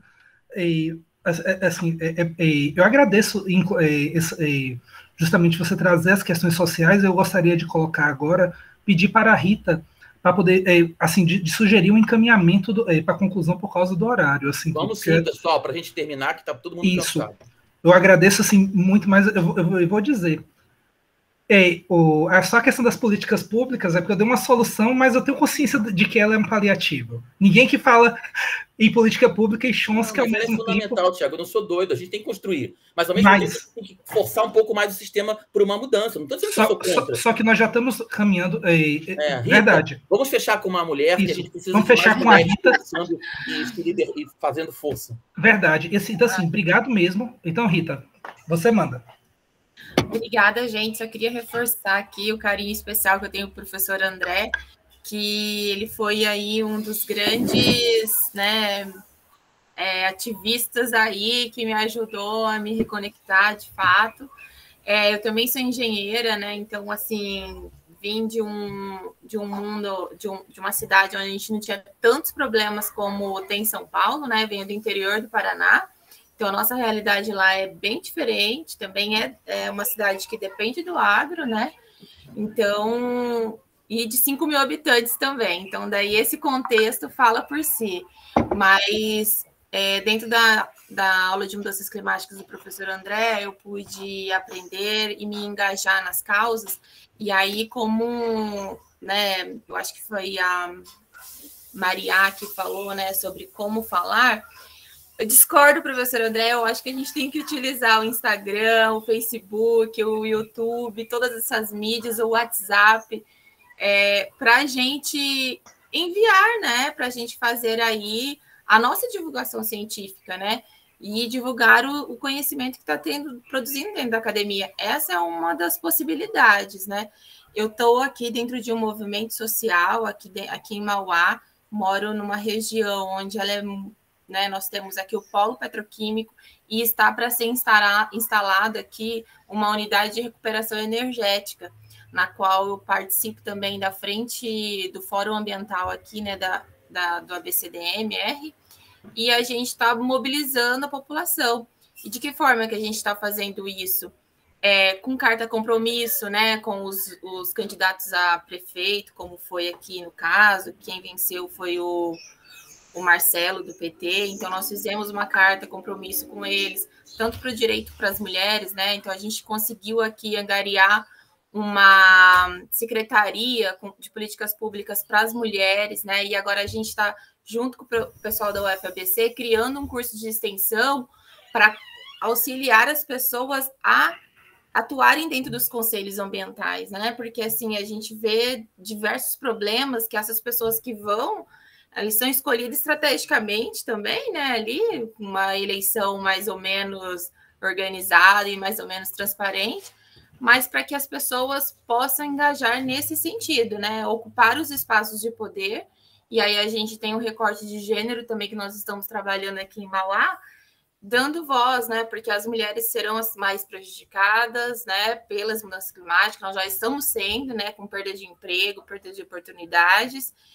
e isso daí também tem o recorte racial, como a gente viu dentro dessa pandemia, né, as primeiras a perderem os empregos foram as empregadas domésticas, né, racializadas, e também, então a gente que sofre o racismo ambiental, né? Que não há políticas públicas para essas mulheres, né? Então, o que a gente está buscando fazer aqui é essa mobilização porque a mudança climática ela tem essa questão, né? Muito bem que o professor fundamentou, né? Que ela é global, ela é transfronteiriça aí, mas a gente precisa agir localmente. De que forma que a gente age localmente é traduzindo essa linguagem da academia para a população. A nossa população aqui tem um problema de saúde pública, né, que foi evidenciado aí pela professora Maria Ângela, da Universidade de São Paulo, problema de tireoide, né, por conta das emissões que nós temos aqui no nosso entorno. Então, a gente está buscando levar essas informações para a população, né, para que também atue aqui sobre o poder público, para que busque ou evoluir essas empresas aqui, né? Ter mais aí medidas de fim de tubo aí para contenção dessa poluição, mas a gente precisa, né? Porque a gente vê que tem muito material particulado, então tem muito odor, então a gente sabe que isso já existe tecnologia e não é feito porque gera custo, né? Então, dentro do capitalismo, o custo aí é algo muito importante. E eu fico muito feliz, professor, de estar aqui hoje, estar tendo voz para falar. Eu que fui sempre vergonhosa, nunca apareci para falar e morria de timidez, né? E aprendi muito com o senhor, gostei muito também aqui, né, desse documentário, que eu acho que é muito importante. E, professor, precisa ter recorte de gênero aí dentro da disciplina de mudanças climáticas, viu? Obrigada, gente. Gente, está tarde. Eu peço desculpas, Rita. Foi fantástica a tua contribuição. Muito obrigado. Saiba você que na última edição de Mudanças Climáticas nós trabalhamos com questão de gênero, aprendendo com suas recomendações. Trabalhamos firme. Felizmente, até teve uma pessoa que fez um seminário sobre. E meu querido colega Tiago Oliveira, desculpa se eu falei muito aqui no final, e me exasperei. O tema é muito apaixonante, já estamos todos cansados. Tiago, você foi muito importante, foi brilhante. A tua apresentação foi rica, foi contundente, consistente e nos ilustrou muitíssimo bem. Obrigado, os debates foram riquíssimos. É claro que esse assunto aqui a gente podia ficar até meia-noite, mas a gente também tem um corpo físico que tem que ser respeitado, a gente tem que se alimentar, descansar, tomar nosso líquido, nossa água. E, inclusive, para a gente continuar tendo espaço e lutando para um mundo mais justo, mais igual, e realmente os desafios são enormes. Agora, sem respeito ao nosso corpo, nem adianta tentar. Respeito à nossa saúde, dá o exemplo, né, gente? Dá o exemplo. Se cuidar para que a gente possa, né, cuidar dos outros. Então, um grande beijo. Tiago, por favor, fecha o evento aí. Agradeço a todos os 11 sobreviventes, mas também a todas as outras pessoas que estiveram antes. É um prazer estar participando aqui do evento. Muito interessante a pegada da interseccionalidade trazida pela Rita Moro. Assim, isso aí é uma coisa para se lembrar, porque o tema realmente é muito amplo e muito complexo. Então, assim, a gente sempre fica falando alguma coisa, mas é bom incorporarmos isso, essas críticas construtivas para poder estar trazendo à tona. E é isso, pessoal. Muito obrigado. Tenham uma boa noite todos. Vou encerrar a gravação então, tá, Thiago e pessoal? Pode encerrar. Vou encerrar agora, tá bom? Muito Isso. obrigado a todos. Está encerrando aqui, vou desligar aqui, desligar a gravação.